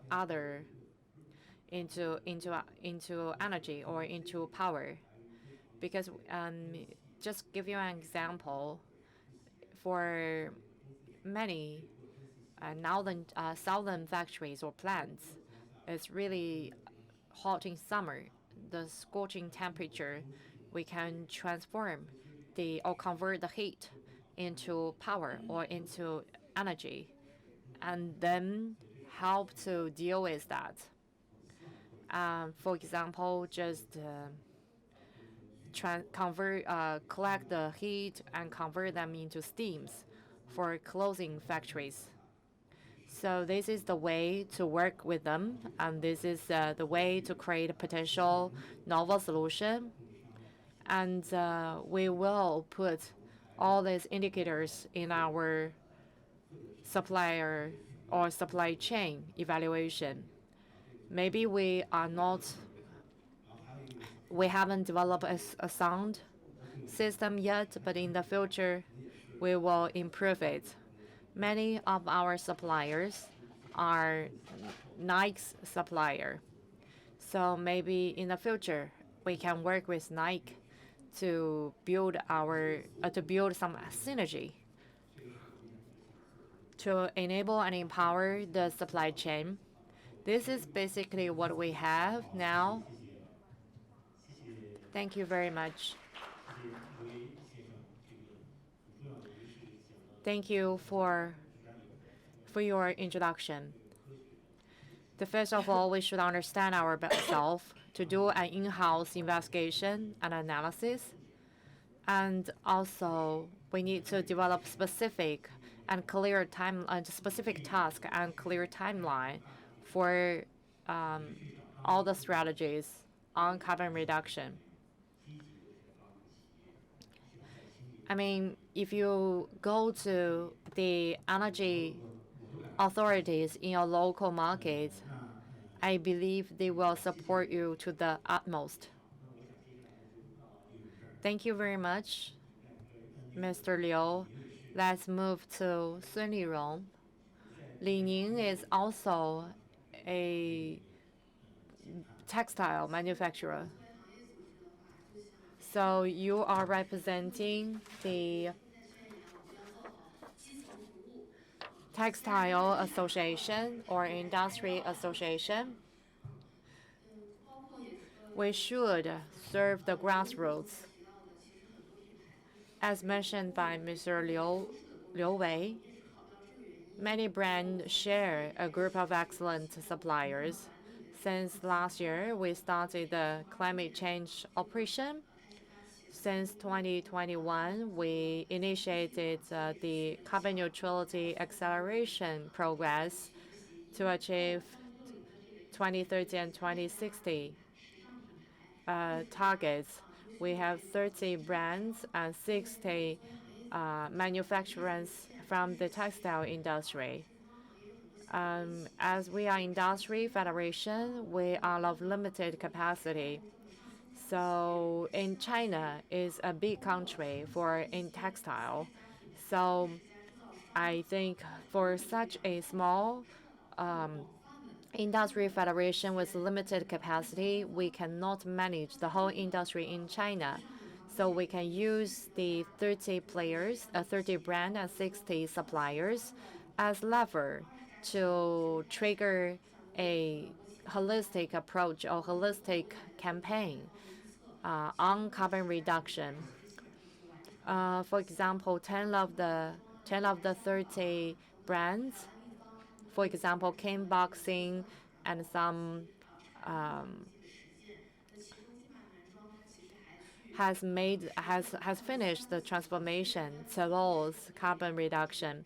For example, Boxing has made it possible of 18 indicators under the matrix. We noticed that Chinese enterprises or Chinese suppliers are working hard to achieve carbon reduction. And we want to create a stage or to create a platform for all these enterprises and to share their best practices. We're now working with 21 brands connected us to further 127 suppliers. We have identified 11 categories of raw materials. So for textile and apparel industry, we have our own platform tool to help our industry to do better and quicker and precise carbon reduction calculation or carbon emission calculation. Because we know that textile or apparel industry is a fast fashion, or is really a quick their production is in short term, and and we need to create immediate and quick solution. And in the meanwhile, we need to be flexible and alertive to adapt to the new situations in the whole industry. I hope now from the federation perspective, we have a platform for carbon calculation, but we want the ultimate goal is to enable each individual corporate to have their own capacity for carbon reduction calculation. For example, Intel tax their sales, the green product is cheaper than the traditional textile product. I think it's more pressure to Chinese suppliers. We have to be high quality, we have to be cheaper, and we have to be like green. Chinese suppliers and the industry associations together as the leader. You are doing a carbon pioneer program in China. I believe that will be a great demonstration for the whole industry. And I believe that the federation or your association has made a lot of contribution to the carbon reduction in the industry. Now I would like to give the floor to Tracy from HKPC to introduce your technology and the program for innovation. So can you introduce us? How do you empower traditional business sectors with new and novel technologies and solutions? Thank you very much for the question. HKPC dedicates to ESG and the sustainability concepts and build all these concepts in their daily operation and routine production. In terms of innovation, it's very important. Innovation and technology are essential to the success of the production. Now we are working with a so now we have our production line to support Hong Kong production line manufacturing industry because Hong Kong is of limited physical space and the factory is in small scale and we need to use our solution to help them reduce the plant space, reduce the labor cost, and improve the flexibility and to reduce the residue. So I think the efficiency will be improved by 150%. Meanwhile, the cost will be reduced by 30%. And also, we are empowering Chinese traditional medicine manufacturings. Many of the manufacturings, in terms of TCM packaging, many of the many pharmacies still adopt traditional manual packaging system. But now, as we introduce the automation solution and also create them with unique and distinctive package for their traditional Chinese medicine products.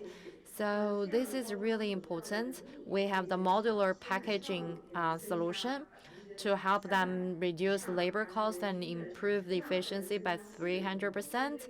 And the productivity per individual has been improved by 4 times. In the meanwhile, we have another innovation solutions to enable traditional industries, for example, food processing. Food processing is kind of like a tradition, a long-term tradition industry in Hong Kong. Previously, we used the high temperature sterilization, disinfection, which might which might reduce the nutrition of the food. And now we have the high pressure, we have the recycling water, disinfection liquid or solution. We can also help to prolong the shelf life of many products, for example, beverage, and also to reduce the additives. And these are all. We are also helping. We are also helping enterprises to improve their techniques. from environmental perspective, from social contribution perspective, from labor cost perspective, we can help these enterprises to make further progress. And also, we want the enterprises to maintain or to grow their business and profits. In the future, with the support of technology, all this will be empowered and will be pushed forward. Thank you very much for your introduction and for explanation how technology, how innovation can enable the whole industry, can enable the business and also each individual. Recently, MIT has issued a digital grain solution. Through digital economy, we promote a grain economy and transition or transformation of industry. So digital is a power or is an enabler for sustainability. Now, I would like to give the floor to all the participants to share your vision towards future operation. Or your comments, your vision for future. Please, we will start from with Tracy. You just introduced that in Hong Kong or in the Great Bay Area, there are numerous of SMEs. You provide technology and innovation to small SMEs to help them to practice sustainability and low carbon. So, any suggestion to SMEs? Yes, SMEs uh, is a big sector. In ESG, the pioneer should always be major enterprises or large scale enterprises. Major enterprises, they are of great and profound experience and accumulation in ESG. But however, SMEs, they also embrace and advocate for ESG, and small enterprises are normally suppliers of major enterprises. So the ESG from the smaller SME perspective can further promote ESG in major corporate. And in addition, many consumers are building the awareness for responsible consumption. Recently, we just had an investigation on carbon neutrality and due responsibility and commitment practice. Many, in terms of environmental friendly or ESG, many enterprises need support from the capital and financial and policy perspective. So I've been guiding the SME and in 4 areas of the service that we provide them. The first area of consultation is the support of innovative technologies. And they are less resourceful and they have limited research and development abilities. So those frontier technology and the new advancement of the science and technology development, we can provide them more knowledge and information to share with them, and also to help them develop an easy-to-use evaluation form. And they can fill in the ESG questionnaire so that to improve our understanding of their business before implementation of the ESG reporting. Identify their issues to match with the solutions. And the second service is training to improve their understanding of the importance of ESG. We work with different type of organizations, the NGO and the government organizations, to build training program. Those are the public resources available for us to partner with to increase our help for the small and medium-sized enterprises. Another area of service to them is the online training. We have online training available. It's more convenient. And the third area of service is the platform partnership. And it can hardly done by one enterprises to have the ESG performance increase. So we need to work with partners, stakeholders to build the platform together and to establish this community for the conducive exchange among each other to better use resources available from in the community. The fourth is we have the SME reach out team, and this team can help SME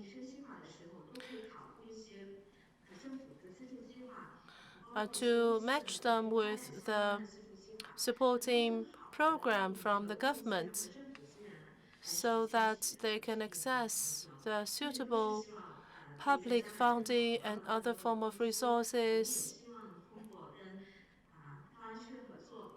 We hope that we can work together with the Great Bay Area and the partners in mainland. It can hardly be done by one company or one organization. It has to be a collective endeavor. I think the 4 areas you identify, it's very good, and it's very interesting that you have the empower. You mentioned the empowerment of innovative technology, and also to match them with the public funding, public resources. I think those are the important forces that we can join to have better results of the ESG transformation. Next, I'd like to ask the XT Connect's Mr. Kong. For future development, do you think that the ESG is an important area of future business opportunities? Do you have any specific case for products of the low carbon property or feature?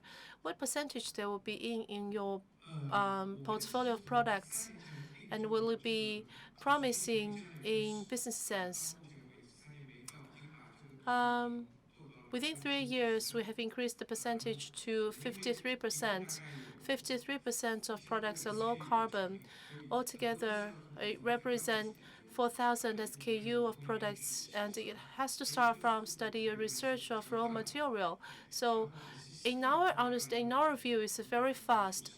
We hope that by 2025, the percentage can increase to be above 90%. I think it deserves a round of warm applause.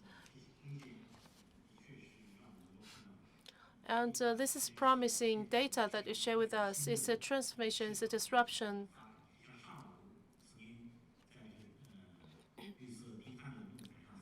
Like what is mentioned in the morning meeting, the low carbon can be an ingredient of a compelling story for new opportunity of growth. Mr. Liu with Lining Group, what plan that you have for the carbon reduction along supply chain? Do you find that the introduction on low carbon reduction partnership do you find it inspiring? Technology empowerment and awareness increase is very important. So the technology empowerment, we need to have the data first, collect the data first, and then we can understand where the carbon is from and what is the problem in production and management. So what contributes to the carbon emission or what contributes to the carbon reduction? To have that knowledge. And we're working with technology provider. And also we learn from our peers what is relevant to us, and we can borrow what practice and experience that we can borrow. And then come back to our supply chain, what their lack of, to identify the room of further improvement. For awareness building, for those small and medium-sized suppliers, they have this misconcept it will increase their operational cost. But this is a long-term thing. If you can make a wise decision of commitment, and not necessarily you can only see the return. It's not long fetch, and you can expect the return sooner than expected. And it is, on the other hand, it can improve your competitiveness. It's an added value. And we will incorporate the ESG into our auditing. The weight of carbon reduction will increase in our metrics. So this is the plan that we have. And today is a very good platform for us to learn from you.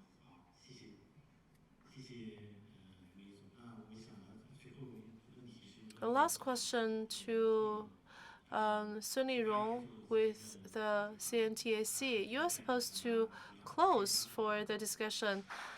And first, a round of applause, of encouragement to you, and also thanks to you.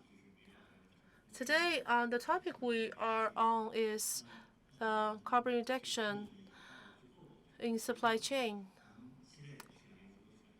As we approach the end of the discussion, now what is your understanding of the significance of partnership in carbon reduction along supply chain? And what is the right understanding of the partnership in this regard?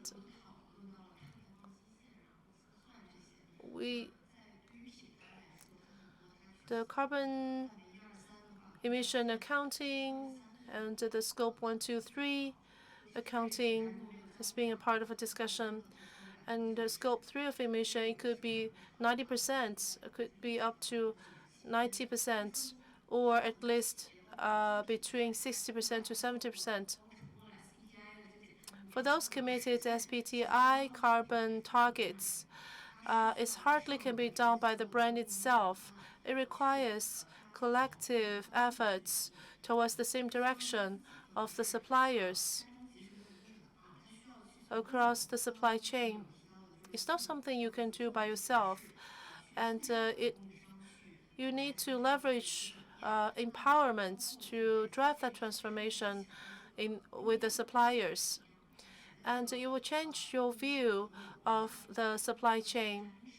The way you govern suppliers is from perspective of quality of product. Now we need to add more indicators to that evaluation matrix,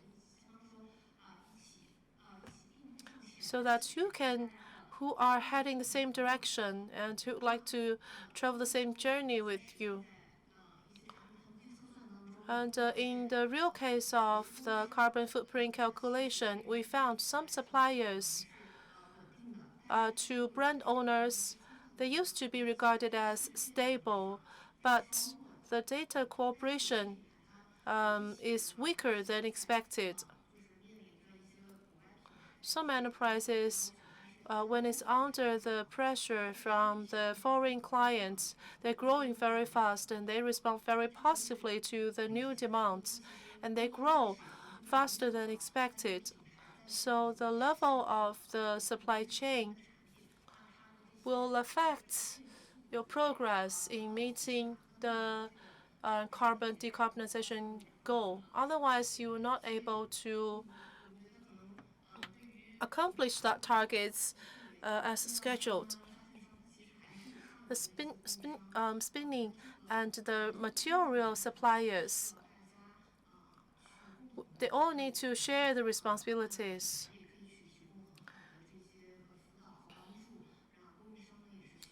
This is one thing. Another is that the brands need to offer them more support and help to the suppliers.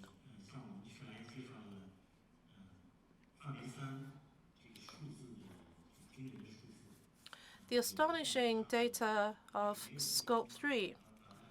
For those suppliers without their factory of their own, the Scope 3 emission could be up to 90%. So that's why this is an important task.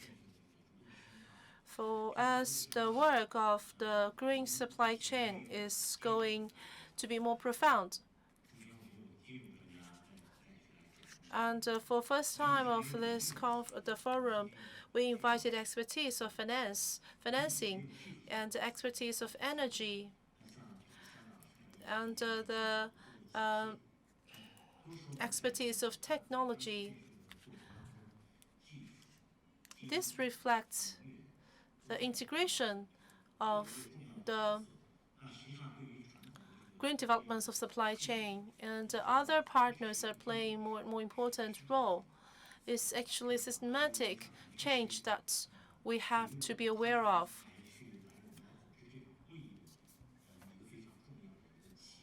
I think this is a very important understanding for us as an organizer. I'd like to thank you, all the panelists. I'm afraid in the interest of time, we have to conclude the panel.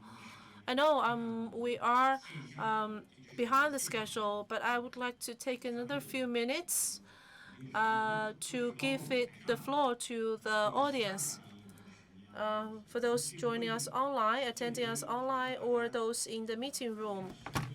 And all the speakers stayed with us till the last Q&A session.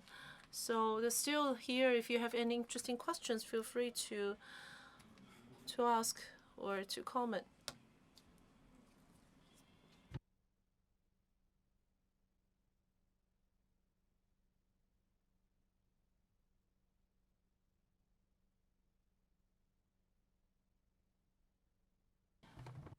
Thank you, Mr. Yu. Just a second. I concern on the measurement on these issues. Did in Chinese stakeholder familiar with SROI, social return of investment? In Indonesian case, SROI can a mediator between in one company to make convince the finance director to the activity of the sustainability. You know, some case even in internal industry, they have a conflicting the perception among finance staff and CSR staff. So the SROI can be a bridging to measure, which is forecast or project model. Thanks. That's I rise to the all speaker, or maybe from HKPC. HKPC can also can go. Thank you, Mr. Yu. Yes, I'm Norman from Indonesia. Yeah. All the speakers. Yeah, all the speakers. It can be. It can be who. We have no enough time. Yeah. Okay. Only one. Okay. One speaker answer his question. You like? 我也没有听见。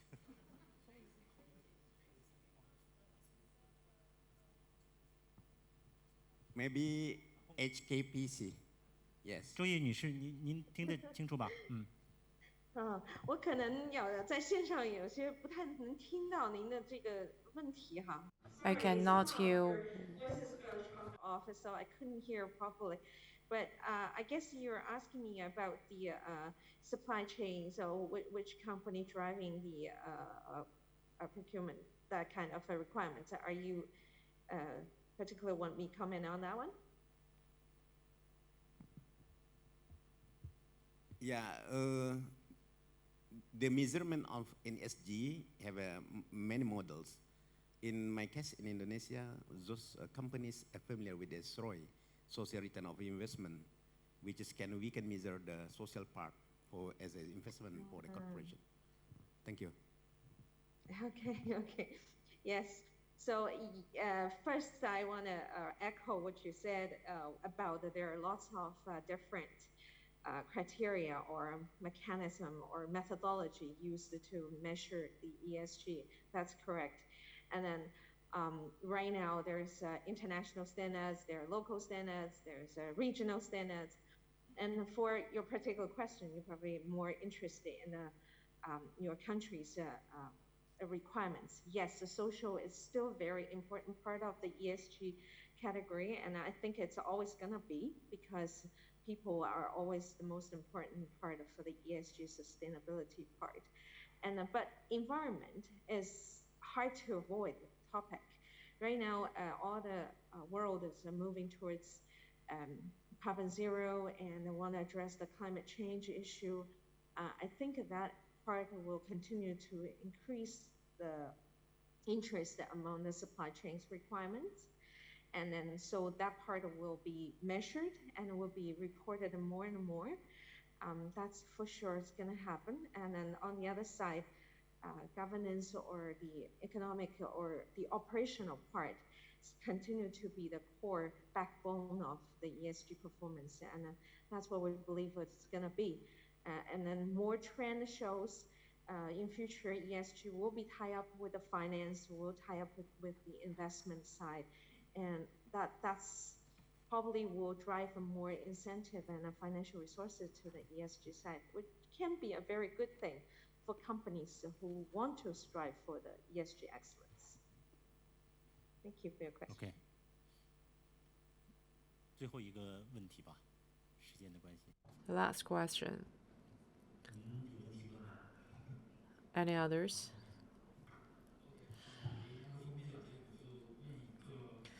My question, I want to give the question to Mr. Shi. We have mentioned that financial instruments is a way to support SME or MSME to achieve carbon reduction.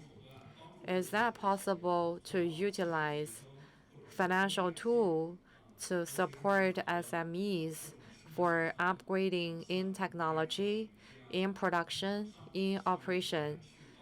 Can we lever the power of the upstream brand or upstream manufacturers like Nike, Li-Ning to support and empower SMEs? Thank you very much. My institute is responsible of resource allocation and distribution. 3 decades ago, climate change or ESG were never the topic for industry, but now, with the progress of the world and economy, we are looking for a better, healthier, and happier life and responsible operation and production. My institute, for the past years, we work on the capitalization or pricing of asset. There is no pricing theory put climate as a factor in the model. But now, most of the experts or scholars are working to incorporate climate factor as one of in the model, or so if you are able to practice green, we will promise you more business orders or business opportunities. So this is actually helping the company to be compliant. Many enterprise, we can use the regulation system to build the compliance capacity of enterprises, and we will give them more business benefit or profits. So it helps us to build an energy-saving society. It can be a high-quality production, or it can be a energy-saving production, or etc. Many of the institutions, they target on Apple, on Nike, because these companies or brands are of the greatest influence in the commercial world. So these can help to maximize the ESG impact in the business, in the kingdom of business. So we are a bridge to help corporate and practitioners realize green finance and transformative transformation. And we will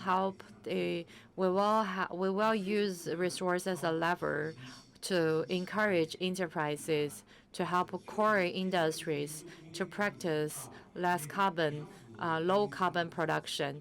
And because we have initiated a scope or a set of criteria and the code of conduct for major businesses. We are not we. This is how we want to use the create examples and pilot program with major enterprises, and to have the spillover effect, and to finally to build a better impact in the whole industry. Thank you. This is the end.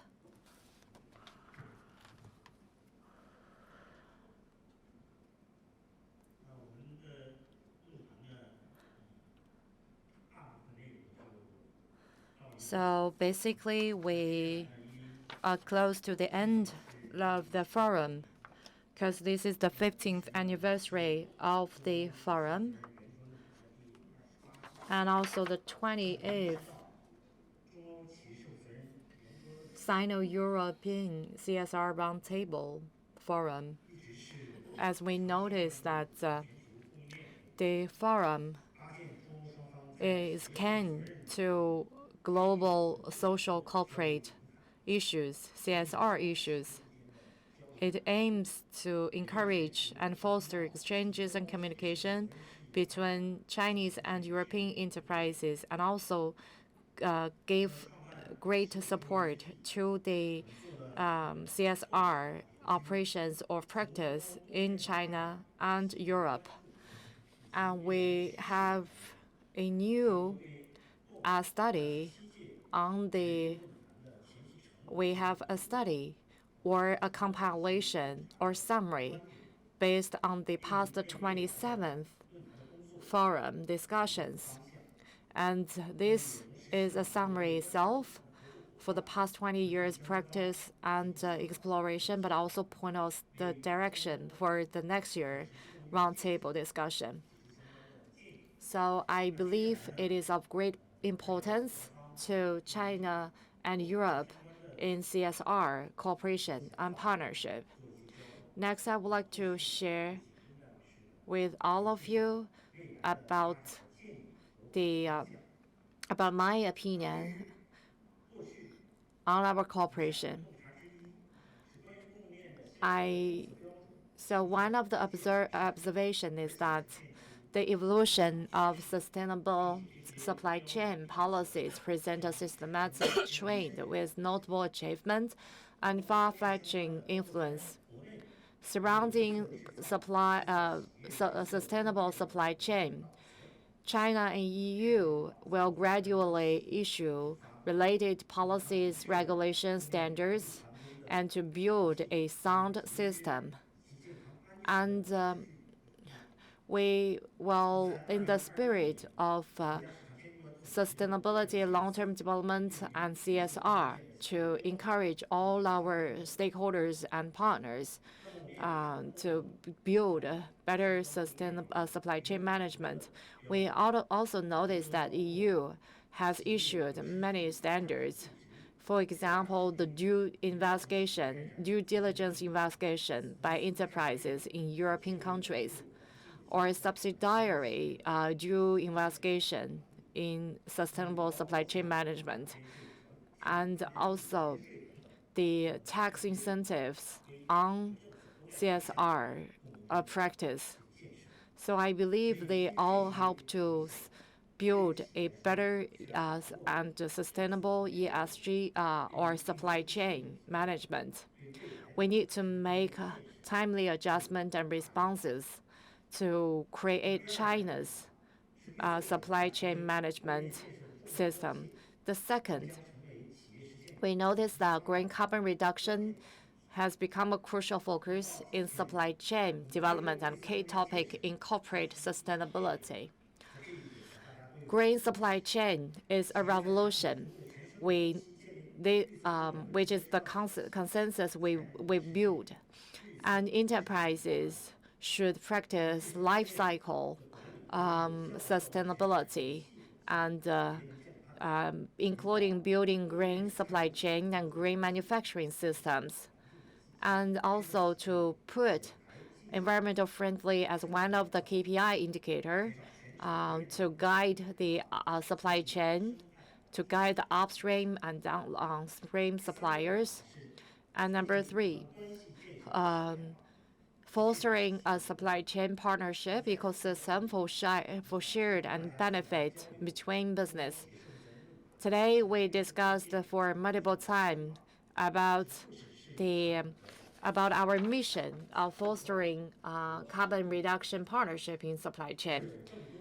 It is not only the supplier and the buyer, but covers procurement, management, logistics, and sales, all links and all parts. And it covers different sectors, from energy to logistic companies to financial service providers. So we need to join hands together again to build a shared community of CSR development. And we will build jointly, we will achieve win-win results through cooperation and collaboration. Number four, best practice of business serve as a model in promoting the development of green supply chain. On an annual basis, our forum is held to invite enterprises, suppliers, and buyers, and purchase and end users to share their best practices and to share their their experience. This year, we also have 3 case studies which has been prepared. The printing version has been prepared already by our staff and has been displayed outside the conference room. They include the carbon action by JD.com supply chain, JD logistics supply chain. Number 2 is zero carbon intelligent logistic park by Nike, and also the state-grade Wenzhou Power Supply Company. So on behalf of the China Sustainability Tribune, I gave you a brief introduction or summary of the past 27 edition of the forum. And next, I would like to give the floor to Linda to share the vision, to share the insight of the future, and to introduce us the future of the Roundtable Forum. Now the floor is yours.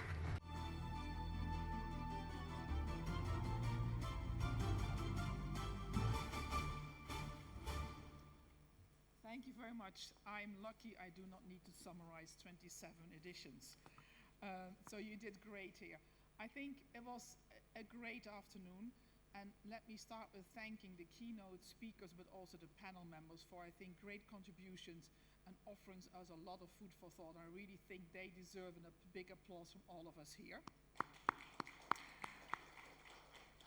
Summarizing what has been said is not easy, but I will try to give my utmost here. Let me start with ESG disclosure. What we heard throughout the conversations is the relevance of data, the relevance of reliable data, the relevance of comparable data and measurable data, and all this needs to be underpinned, I would say, with robust due diligence. And if we speak about ESG disclosure, there's 3 letters in ESG, all 3 are equally important, despite the fact that for this afternoon there was a strong focus on E and how we can reduce further our carbon footprint. What I think was also clearly from all the input is that there is a push to do this. And this push comes from many different sides. The push comes via regulation, the push comes from investors, responsible investment, the push comes from consumers, the push comes from employees, and this push is a driver to change.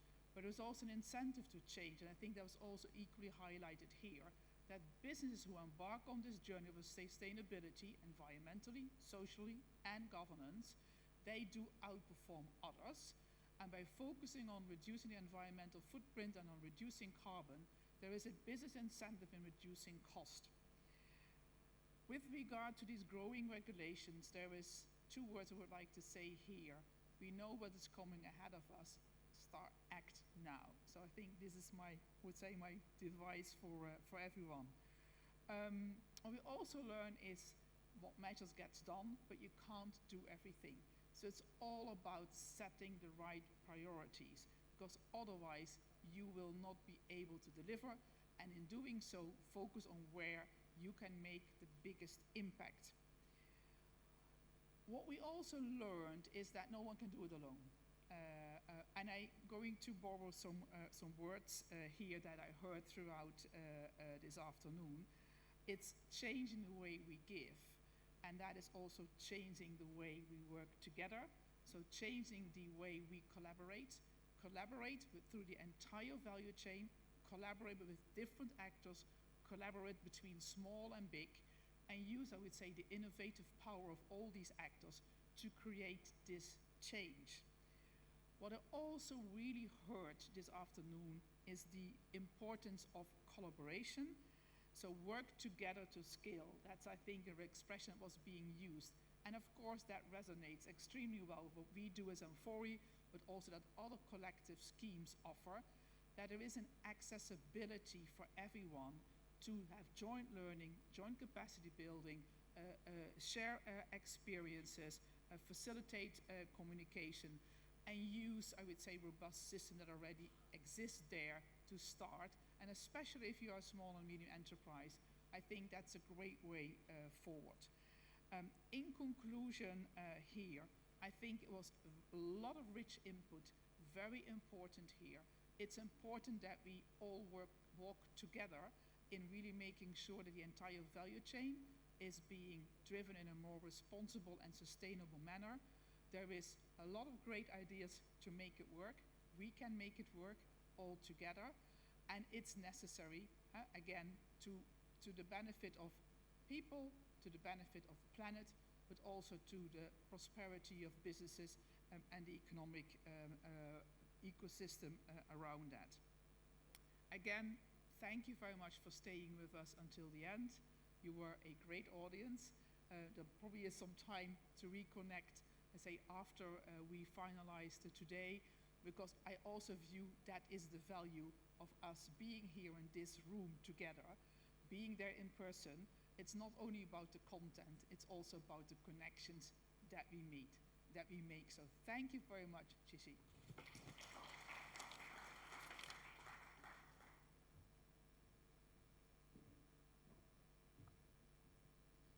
谢谢琳达女士。 Thank you, Linda, for the summarization and for the expectation. That concludes today's Roundtable Forum. And let's all look forward to the 28th session. And actually, we have 2 sessions every year. It will be the next session of the year will be the early December.